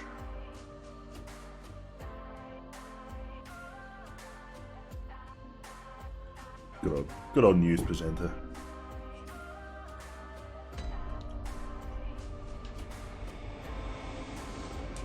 Yeah, gotta love time zones, don't you? Being ahead of the rest of the world, but also behind.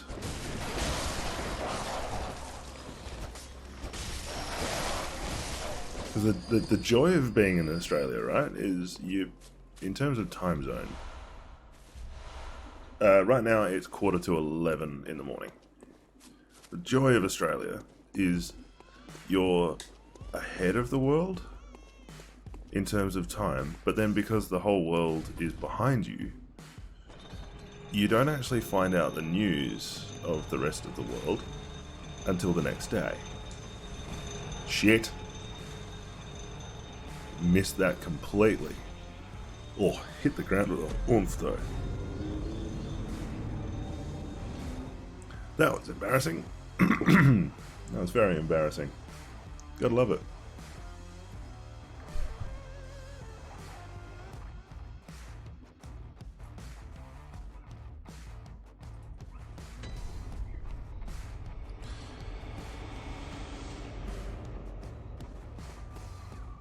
Yeah, time zones are pretty bizarre. Like, if you in the UK, you get a bit of overlap with. You're in Europe, so you get all the European news, but you get a bit of overlap with the US, right? For us though, the US is so far behind. Like, what time's it there? What the fuck?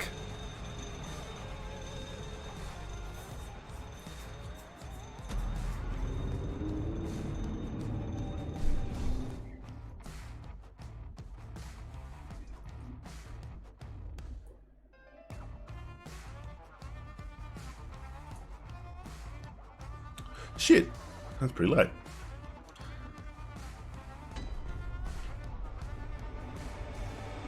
It's 9 hours behind. No, 13 hours behind. No, yeah, 9 hours. My maths was right the first time.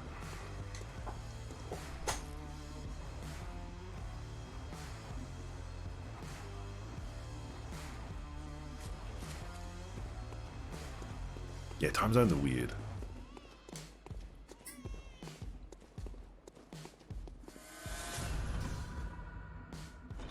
But, I mean, can you imagine the world without one? It would be weird, even more weird. What the I'm doing it too soon. Great, so my blood echo is going to be down there. That's fine. I might do it on the way up. Let's try it on the way up.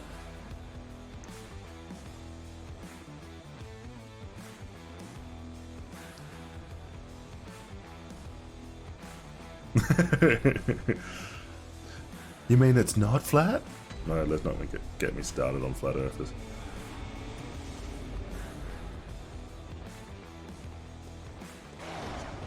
Don't get me started.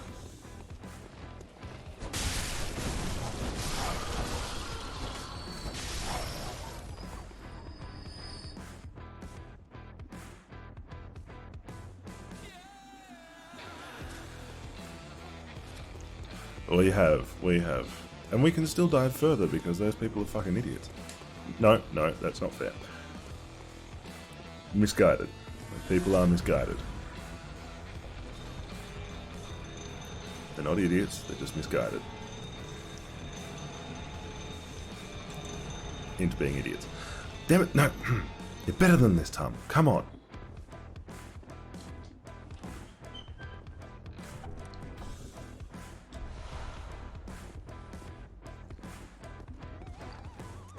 Okay, back to the high frenzy armor.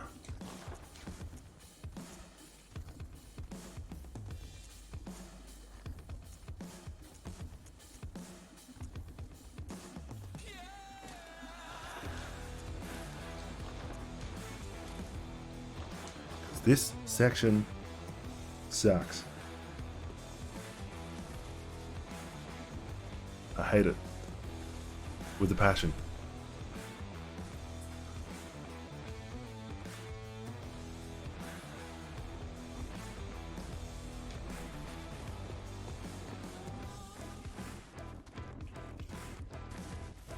He's gonna see me. Yep.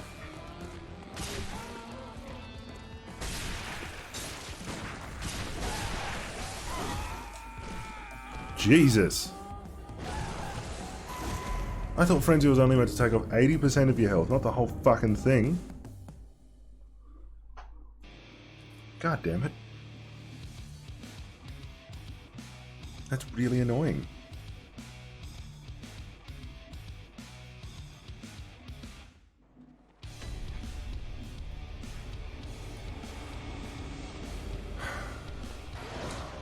We will come back to that section.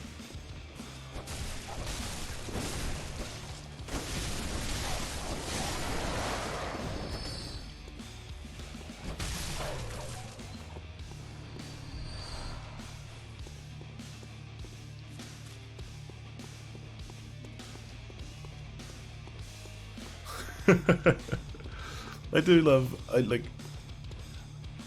I'm somewhat impressed sometimes by the amount of research that some flat earthers put in. But the number of times that they have attempted to prove that the Earth is flat, and incidentally proved that the Earth is round, is a globe, is just amazing. It is amazing.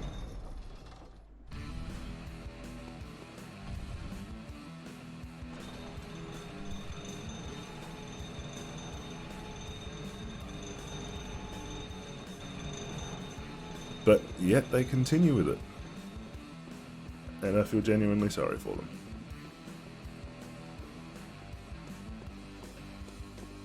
Because you could spend so much more time on some things that are so much better. But they don't.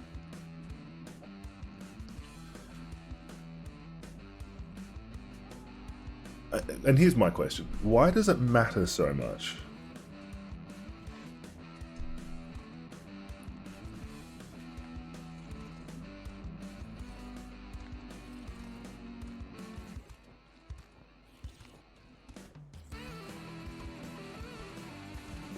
Exactly, they're looking for confirmation of their own ideas. So I think it's got a lot more to do with wanting validation than it is wanting the truth. And in a world in which validation is easier to come by, yet harder to come by,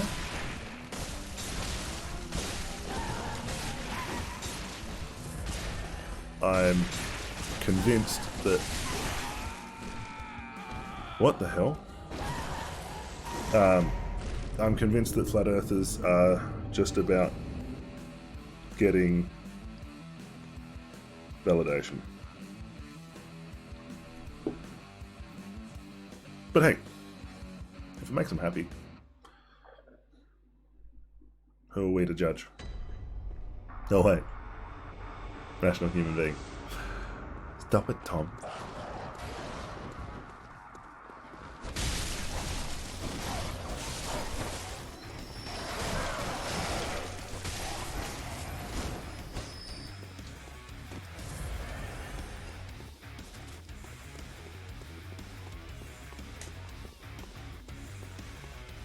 Well, let's not worry about the fucking winter lanterns anymore, because I hate them and they're making me angry.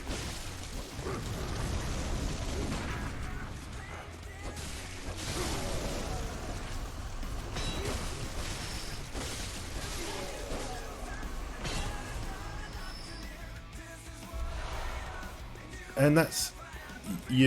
oh my god, you're so correct. I'm going to sound like an old man in this one, but I don't care.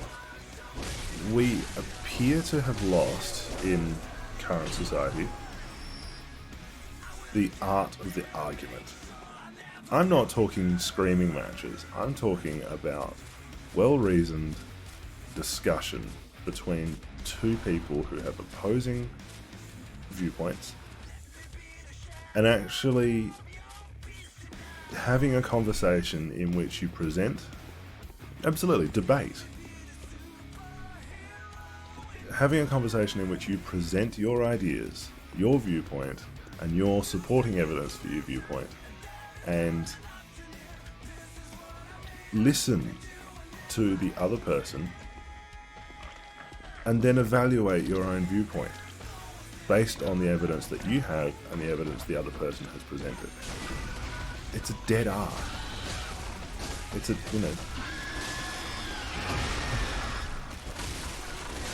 and I'm not saying that we have to believe everyone, but one of the biggest things you notice, particularly with the conspiracy theory side of things, is that it essentially just descends into a screaming match.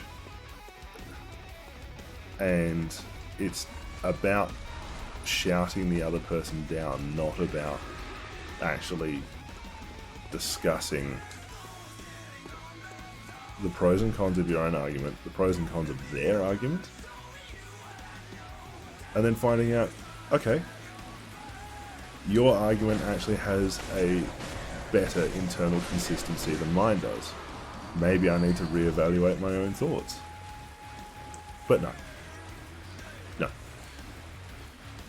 Someone disagrees with you, they're either a hater or you're a victim, yeah?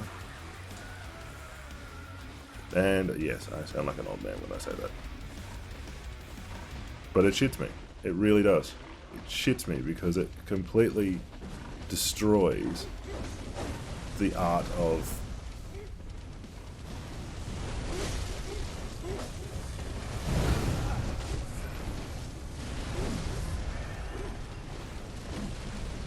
absolutely. But it's got to the point now where it's not even discrediting the other person, it's using essentially political and emotional terrorism to stop the other person from being able to view their point before they're even able to view it. Sorry, being able to express it. That's the word I wanted. Express the point.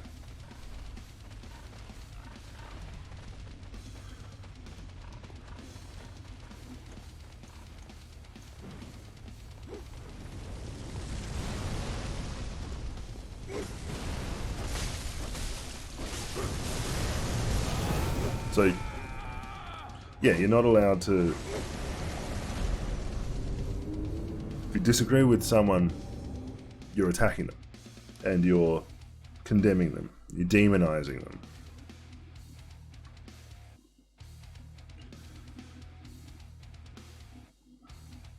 It's just... Yeah. Can't wait for the counterculture. I mean, what?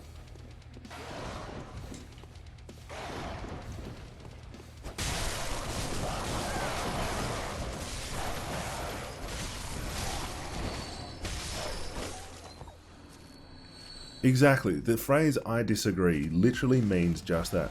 I disagree with what you're saying. But now, 100%, it's an attack on that person.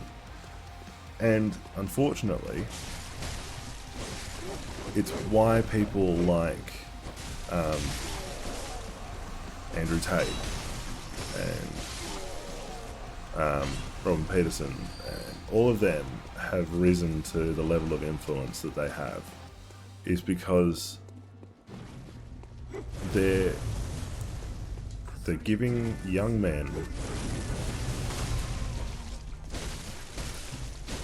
a toolbox for countering some of this stuff. It's not a good toolbox. In fact, it's a fucking terrible toolbox. But it's providing a toolbox that a lot of these young men don't have.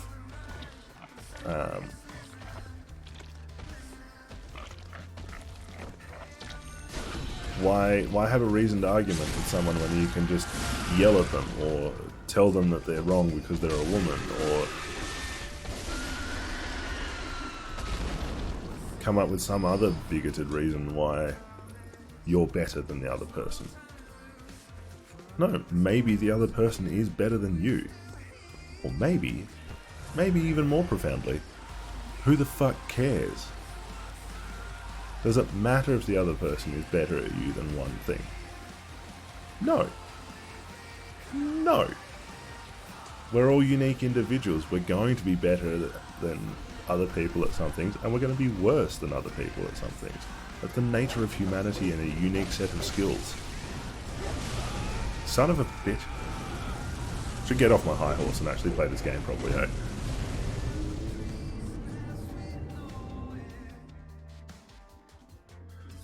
I don't understand a lot of that stuff. I really don't. I find... I should be standing on a soapbox saying this stuff, but I find people much more attractive.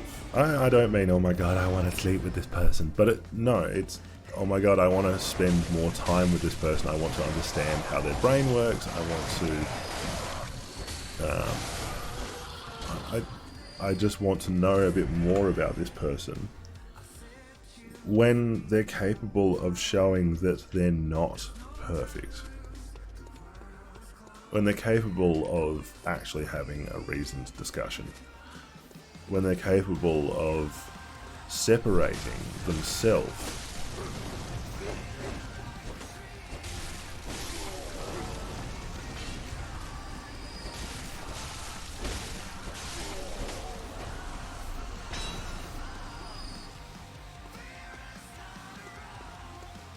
I think that's a brilliant idea.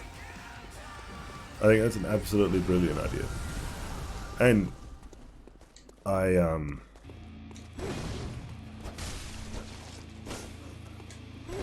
it's one of the things that initially I was a bit hesitant about with when Stu and I first discussed the idea of creating content together, doing a podcast, doing webisodes, because both of us we're both not religious, we have differing political views, but we're not opposed to... Yes, 100% I do.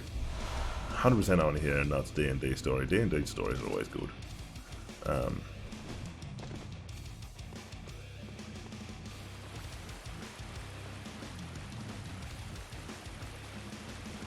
D&D stories are always good.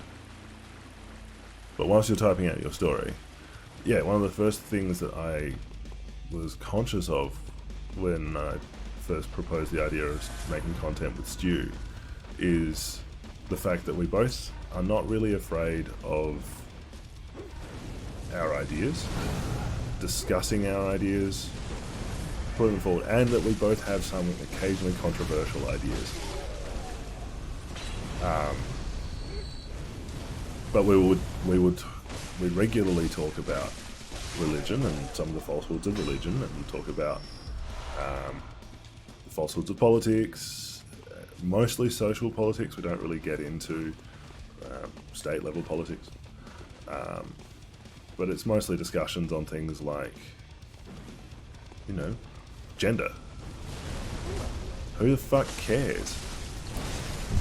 Cool, you want to be called Mr. instead of Mrs. That's fine. But don't stop everyone else from... And don't get offended when people make the mistake.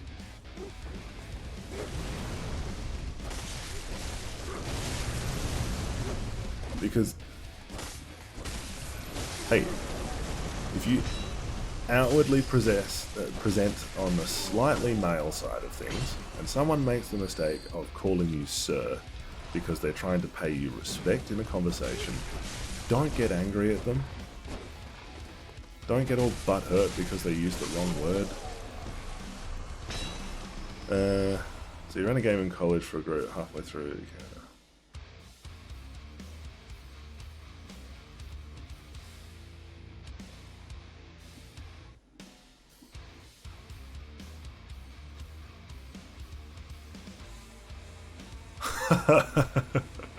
Good old neo-Nazis. Hey, you could have just changed the universe to be like slightly... hey, look, it's Lord Voldemort. He's a fucking neo-Nazi.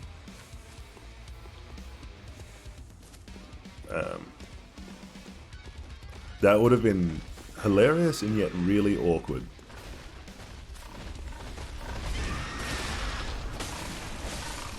That's a really good way to get things off to a bad start. White supremacy.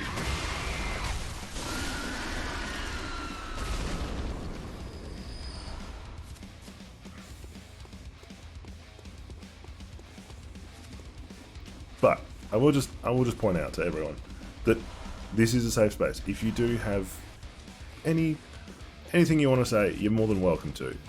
But don't be... If it's filled with hate, if it's filled with malice, and it's an attack on someone else, a genuine attack on someone else, not the voicing of an opinion, but a genuine attack on someone else, I will call you out on it, and I'll call you a cunt to your face.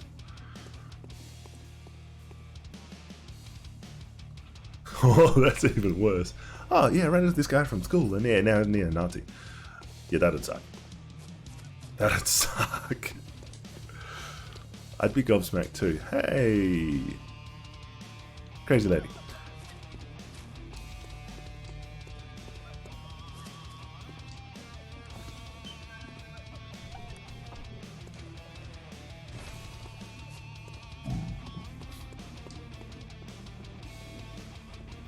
And I feel like that little rant I just went on then is going to get me banned from... Oh, still alive. That was incredibly close. It's going to get me in trouble with TikTok, but hey, who fucking cares? Who fucking cares? I'm allowed to voice my opinion. That was incredibly lucky.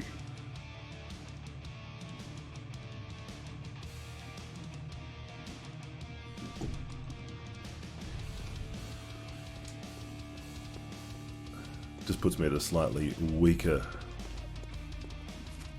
point when I have to take on Murgo. But yeah, I'm a big believer in that genuine hate is a really bad thing. So genuinely vicious racism, sexism, xenophobia, all those things are really bad. But we're all entitled to our opinions. And we have to learn how to express our opinions safely. And we have to also understand that other people are allowed to express their opinions as well. And that really doesn't seem to exist anywhere. So that's kind of where I want to go with my community, is to let everyone know that this is a safe space to express opinions. But your opinion, it can't be filled with hate. It cannot be filled with malice. It cannot be an attack on someone else. That kind of shit, that's not acceptable.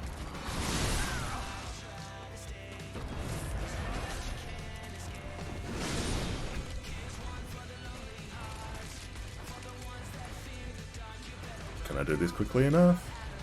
Yes, I can. Yeah.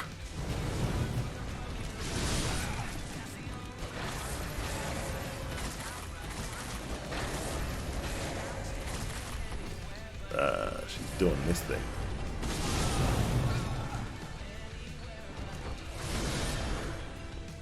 Come on, where's the other ones? Don't you normally spawn like 20 people at this point?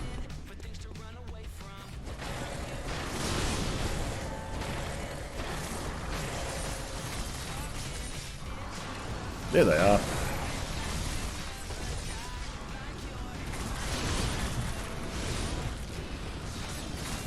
That's a bit better. That's a bit more like the boss fight I was expecting. Oh shit.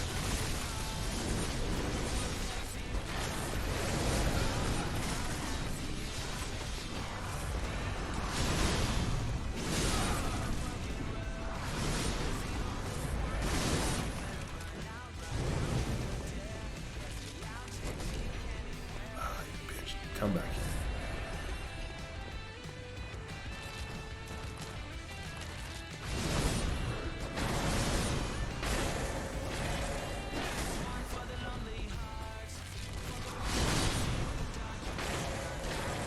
Yeah. This is a safe space, right?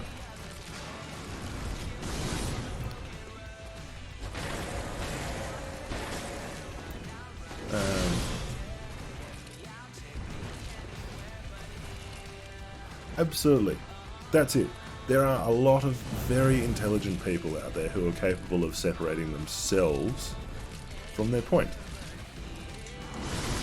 In fact, there are people who do that deliberately.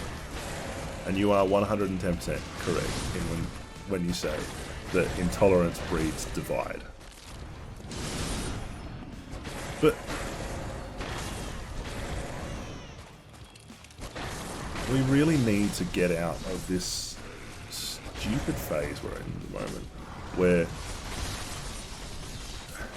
any slight disagreement, slight difference of opinion, even constructive criticism now, is an attack. It's not. How do we expect to get better in life if this is weird, I'm defeating bosses relatively easily and I'm still struggling with fucking regular enemies. Yeah, I thank you very much. That did feel fantastic. I love how long it takes to tell you that you've actually won. There we go. Yeah, baby. Umbilical cord.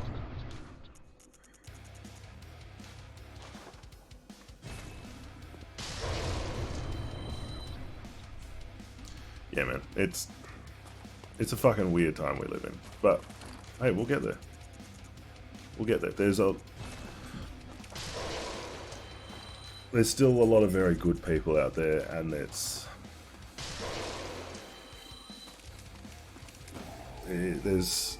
a lot of people who have been quiet for a very long time who are starting to speak out about things that are important. So, it's good. It's real good.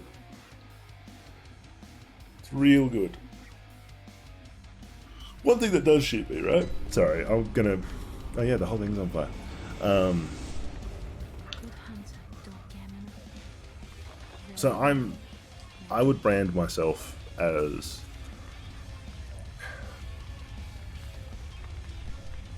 I'm an equalist. If I really, really had to brand myself as something, I'm an equalist. I believe... No, an equitist, sorry.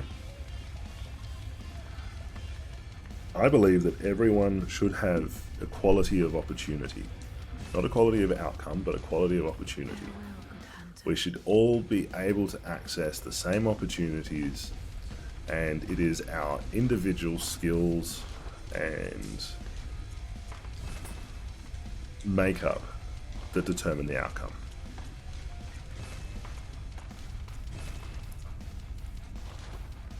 So everyone should be considered for jobs. Everyone should be considered to the same degree.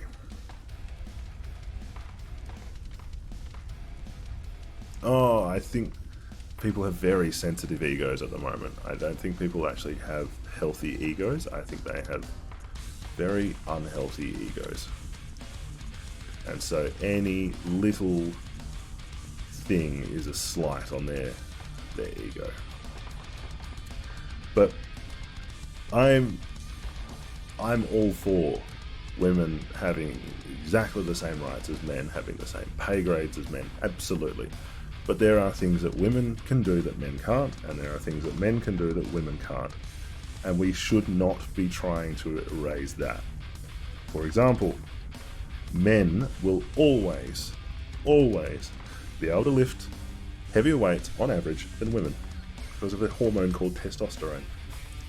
And trying to get rid of that is fucking stupid. Men's sport will always be different from women's sport. Always. They should get paid the same. They should have the same opportunities. So if you're a female professional athlete, you should be able to do that as your full-time career and not have to have a second job to supplement your income. But men, same thing. But that's not how the world works. The problem...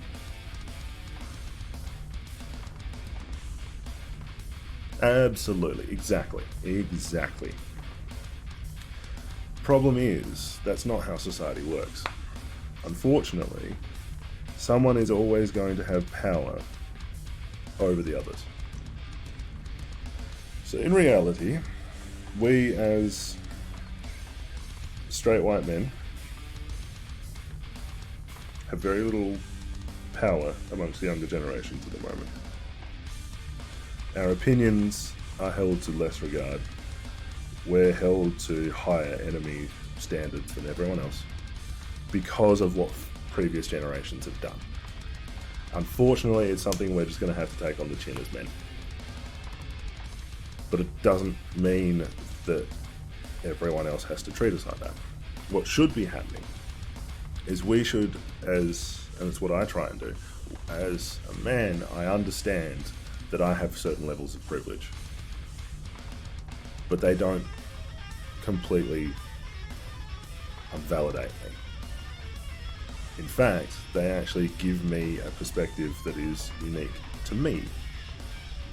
And so if, for example, we're talking about colonization, what my ancestors did to Indigenous people in Australia, horrific. But it doesn't eliminate me from the future of trying to create a more harmonious society. But I need to understand that for a long time my ancestor was making decisions on things that they didn't understand. So I need to learn to be part of that conversation without undermining everyone else. That's what I do. But one of the biggest, and I think it has a lot to do with mental health, and going back earlier, a lot of young men feel like they don't have a place in this world. And it's pretty standard for younger men.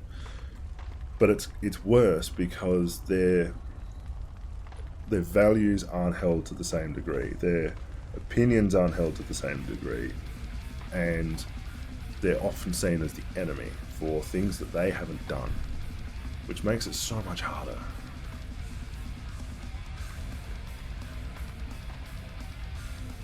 Absolutely. And I agree with your hot take. And that's one of the biggest problems I have is everyone, let's take jobs. Everyone should be validated the same. Everyone should be looked at the same level based on the skills that they provide towards the job.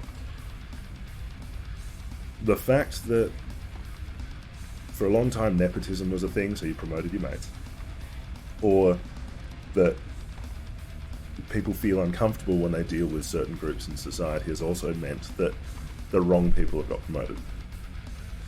But now the fact that we have to fill diversity quotas and LGBTQ quotas and all those kind of things actually means that we're not promoting the best people for the job. We're not giving the right people the right opportunities. And it means also that those people, when they are given the right opportunities, get attacked for being part of the in crowd, or for transphobia, or sex, everything. It's just, it's a shit show at the moment. I'll be honest, it really is. It really is. And this is going to sound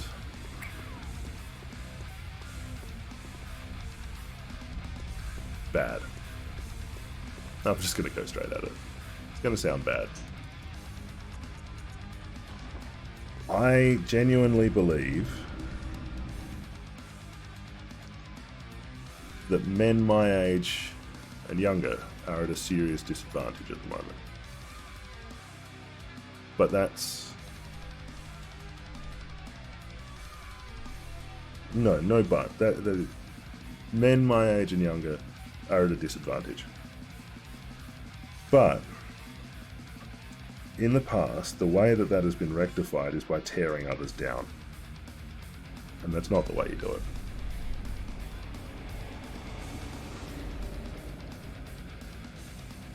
Oh, 100%.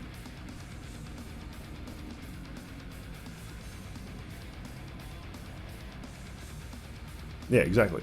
Out of every... What about those 3 men? How many fucking homeless people are veterans?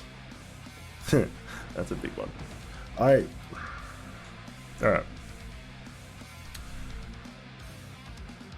Earlier this year, I was having a lot of trouble with mental health. And I had to take some time off work. Now,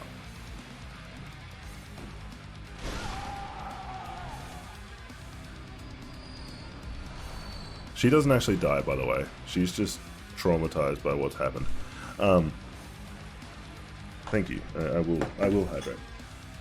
So, I had to take some time off work because I was really struggling with mental health. And thank you. I can talk a lot without getting the voice too croaky. So I was struggling a lot with mental health issues, and so I had to take time off work. And because of that, my job is now less secure than it should be. And my mental health has been used against me as a way of not promoting me to the position I should be in. From a business standpoint, I can understand that. It's no problem. The thing that's annoyed me, though, is there are other people who have also had mental health issues that are not of the same gender as I am, that haven't had to deal with being, or that haven't had the same consequences as me. And that kind of hurts. It kind of hurts, the fact that my problems are not treated the same as everyone else's. Now, rather than playing the victim, I thought that's probably fair. I don't present the same as everyone else. I'm a powerful man.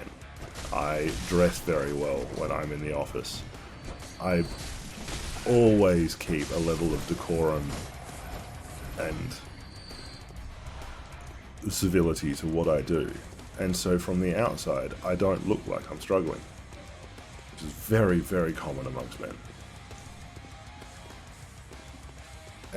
And so, when I say I'm struggling with mental health,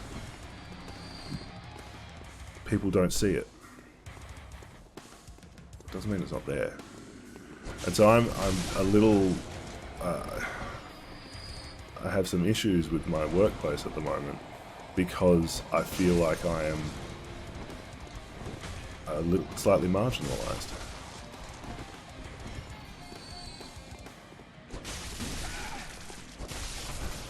Oh shit, yeah, there's things... And that comes back to what we were talking about before. Everyone should be treated the same. So, yeah. One out of 4 homeless people is a woman. But that's 4 fucking homeless people. And what about their mental health?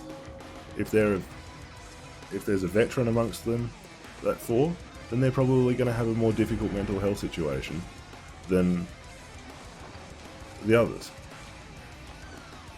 What about the propensity of drug use amongst them? Let's put the gender wars aside and actually work together as a fucking society to try and make places better. Sorry, that was a long rant. No, and like, I'm all for equity, but let's not use our race, our gender, our whatever you want. Let's not use it as a weapon. Let's actually work together and make everything... Let's use our diversity to make us a better society, rather than using diversity as a divide. Let's do that. Let's try that. Thank you, ladies and gentlemen, for letting me rant like a fucking old man for the last hour. But it's things that I genuinely care about, and I see good people suffering because of the gender wars. And I don't agree with it.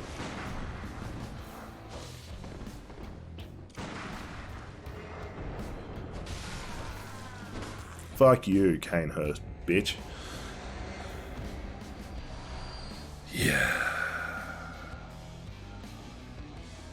He's normally really hard. What the hell just happened? What the hell just happened?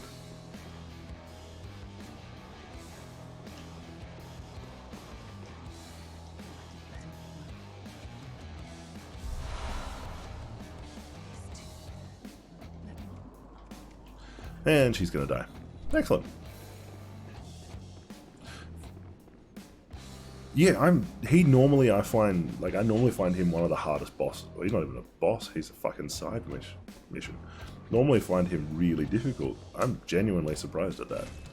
Maybe it was all the pent-up rage of what I was talking about. It fucking makes me a better game. Let's get angry. Arr!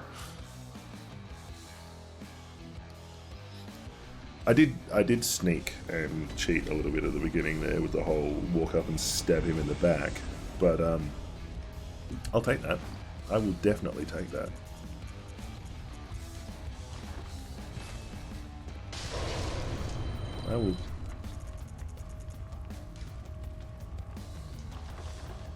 Alright. Let's buy some cool shit. Because I can get the Blades of Mercy, which is very, very cool. The Beak Mask.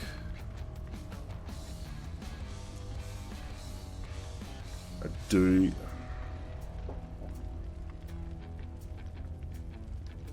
I will admit, I do love the Canehurst armor. Do love the Canehurst armor.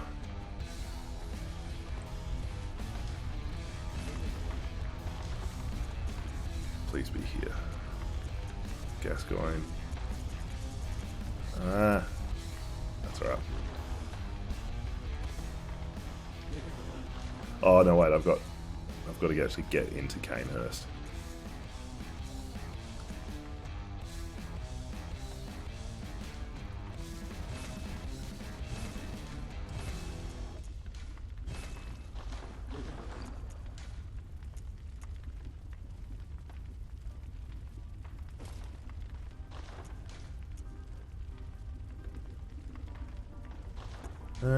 No, let's go back to that one and that one.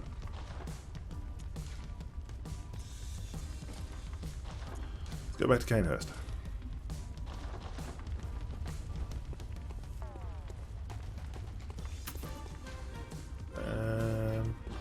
Canehurst should be this one. There it is. Because we haven't defeated Marta Ligarius yet.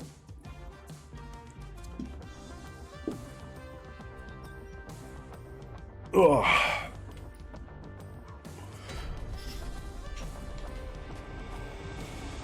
And thank you everyone on the TikTok side of things who's come through and joined us. It's been great. I'm sorry if you've had to deal with.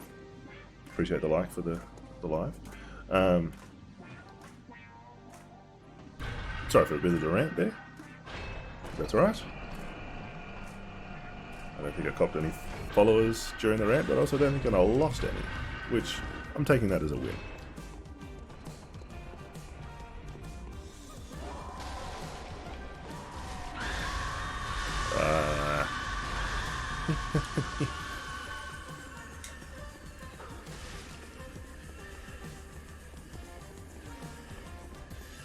I got the knight armor, and then I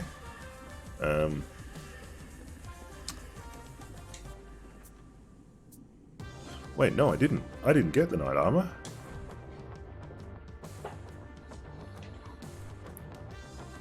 I don't think I did.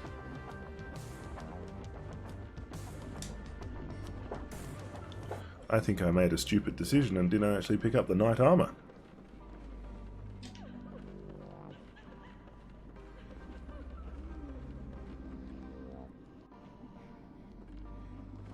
How do I get down from here?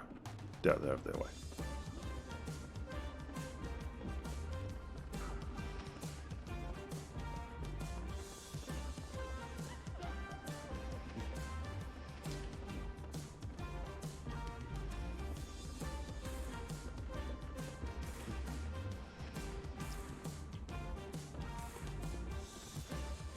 This could result in my death. No, it didn't. That's fantastic. I'm so smart.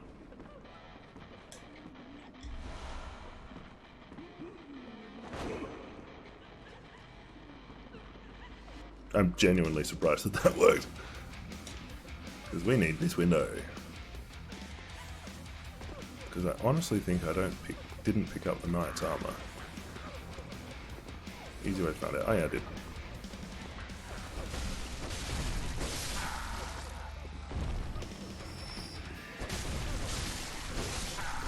So I must have picked it up and sold it. That's fine.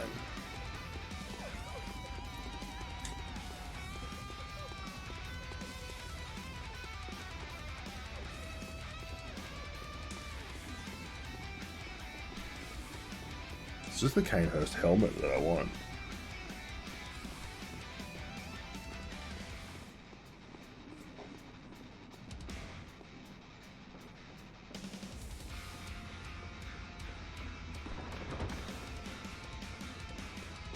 Alright, Martyr Ligarius. One of the hardest bosses in the game, but also one of my favourites.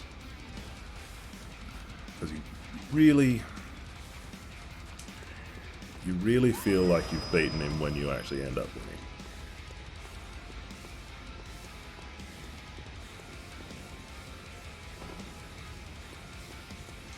You know, it's not one of those bosses you can cheese.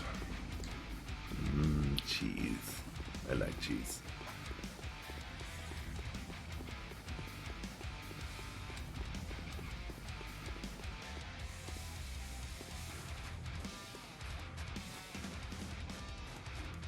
Oh, favourite cheese. Oh, shit. Can I be annoying and say I think that cheese is a contextual thing? But favourite, if I had to go, and I'm just going to eat cheese on its own, either a relatively gooey brie or camembert, or blue cheese. Love some blue cheese.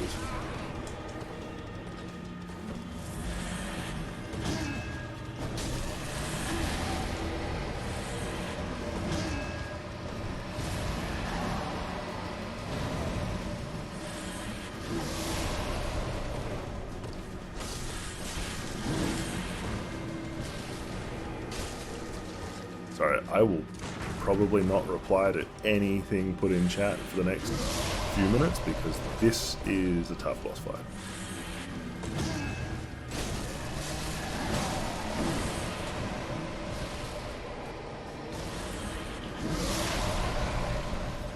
Oh yeah, smoked cheese is also really nice. Smoked cheddar.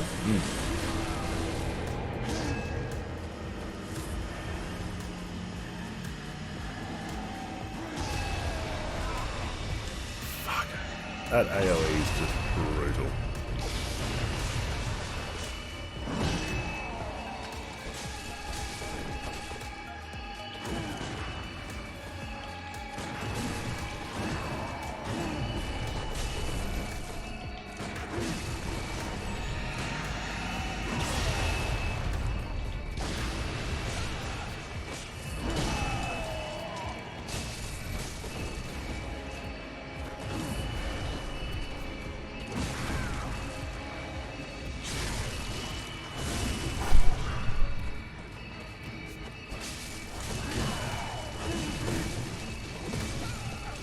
Good God.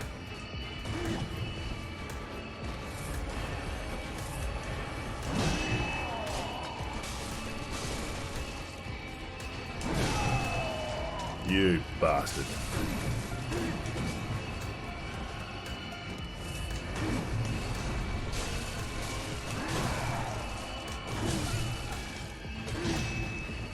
Man, he's so good.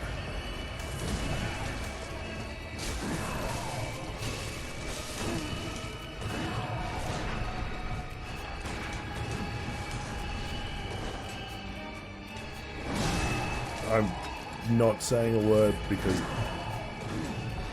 I feel like I'm going to die in a second anyway.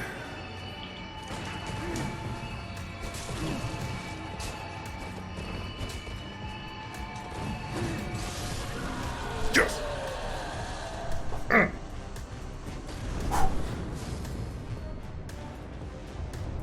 Like, what the fuck is going on? I don't think I've ever... Seriously, what the hell? What the hell? This is ridiculous.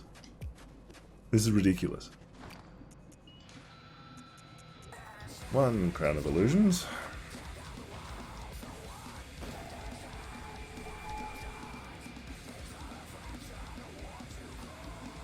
I'm not complaining.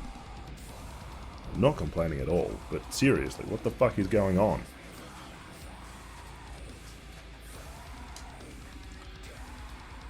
Seriously. This is ridiculous. Just one of those dream runs, you know? Or maybe it's that my character is loosely based on Lord Voldemort. Yeah, hang on, what have we done? One Reborn. Nightmare events. Yeah, one Reborn, Murgo, Mikulesh. Do you count Canehurst and Crow of Canehurst? And Mardalgaris. So if you're counting the Crow of Canehurst, that's 5. Jesus Christ.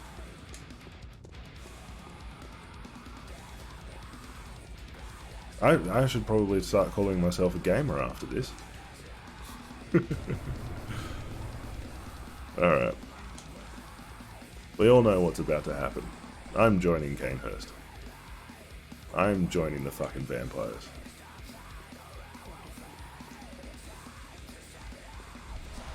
Which means I have to kill Alfred. Right, I've earned the title of game. Yay, I'm a gamer. It's only taken me about 20 years of my life.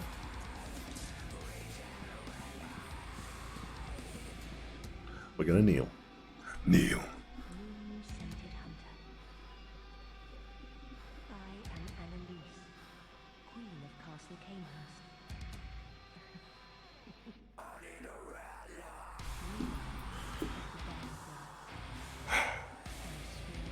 Cool, so now when I go back to the Hunter's Dream, I've got to decide what, holy shit, that means we're legit in the end game. Oh, I haven't killed the Amygdala.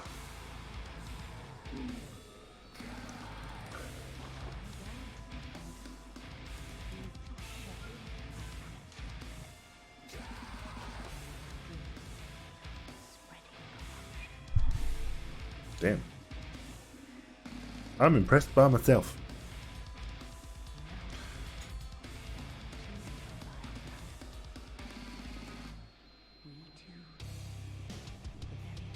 Well, I'm going to ask a really, really dumb question.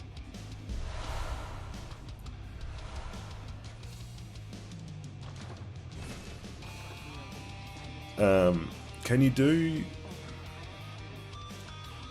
you continue to do the DLC even if you defeat Gurman and then Secret Boss? Can you still go back and do the DLC, or does that trigger New Game Plus straight away? Yeah, that's what I thought. You have to do your DLC before Gurman. That's what I thought.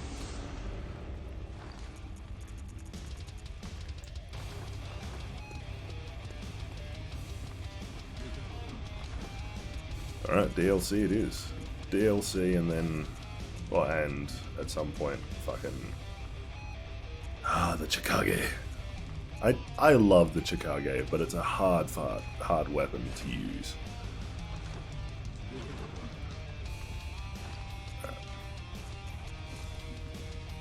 And we have become the bloody Crow of Canehurst. Yeah. That's good. Alright. To the DLC, which is fucking hard.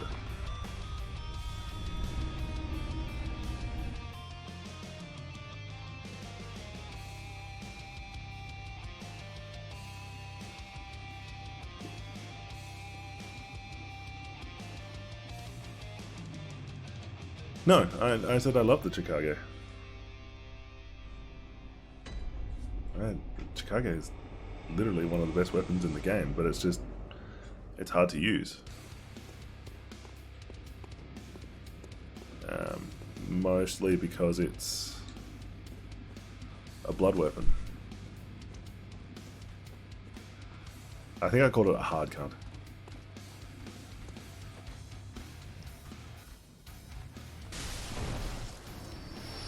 Thank you for removing them from existence. And now I'll remove you from existence. I also love the fact that all the old hunters are tall. Like, they're insane. They're basically giants.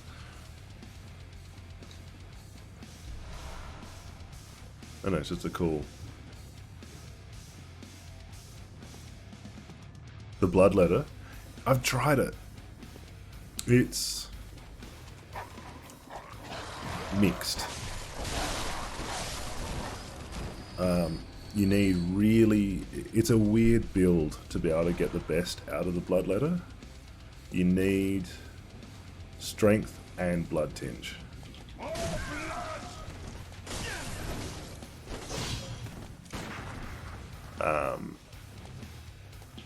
Because it's a blood weapon. There we go, got him. Yeah, you need strength, but you also need blood tinge to be able to use the Bloodletter well, which is a weird build. A lot of people, I can't imagine them using both blood tinge and strength.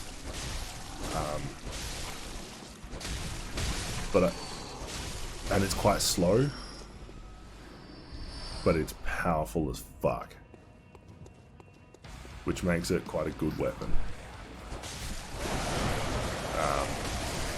So I might actually end up using it with this build, because this build I've gone relatively balanced but high strength, and the blood tinge I've got at the moment is pretty high, so it might be able to pull it off. Hello, Undertaker. Goodbye, Undertaker.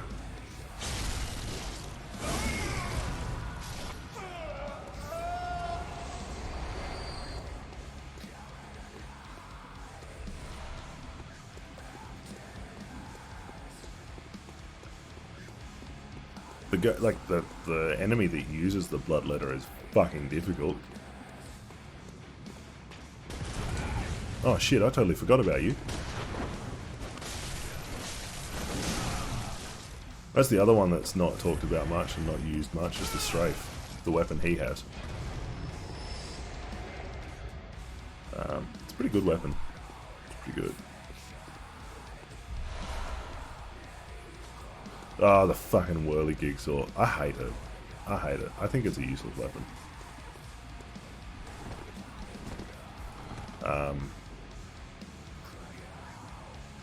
Exactly. It's just a variant on the... Boom hammer is sick. Except for when you have to fight the dude with it. You mean this guy? This guy's tough.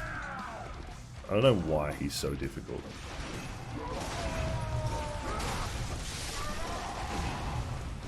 Come here. Come on. Come to daddy.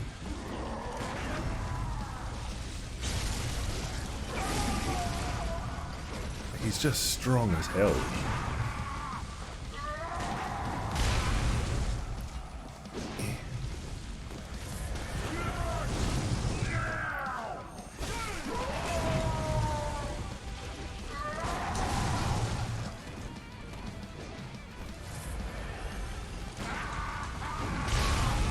Son of a bitch. Son of a bitch.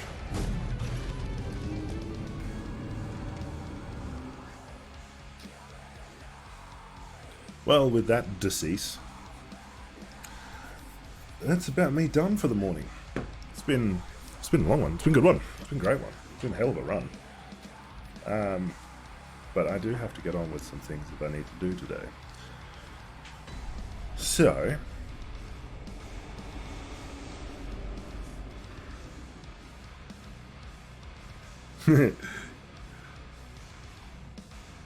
you are a powder keg hunter. See, I'm much more along the Canehurst side of things. Blood and fanciness. But I am going to hold it there for this morning. Thank you very much, K9. You have been wonderful. It's been great. It's been a great one.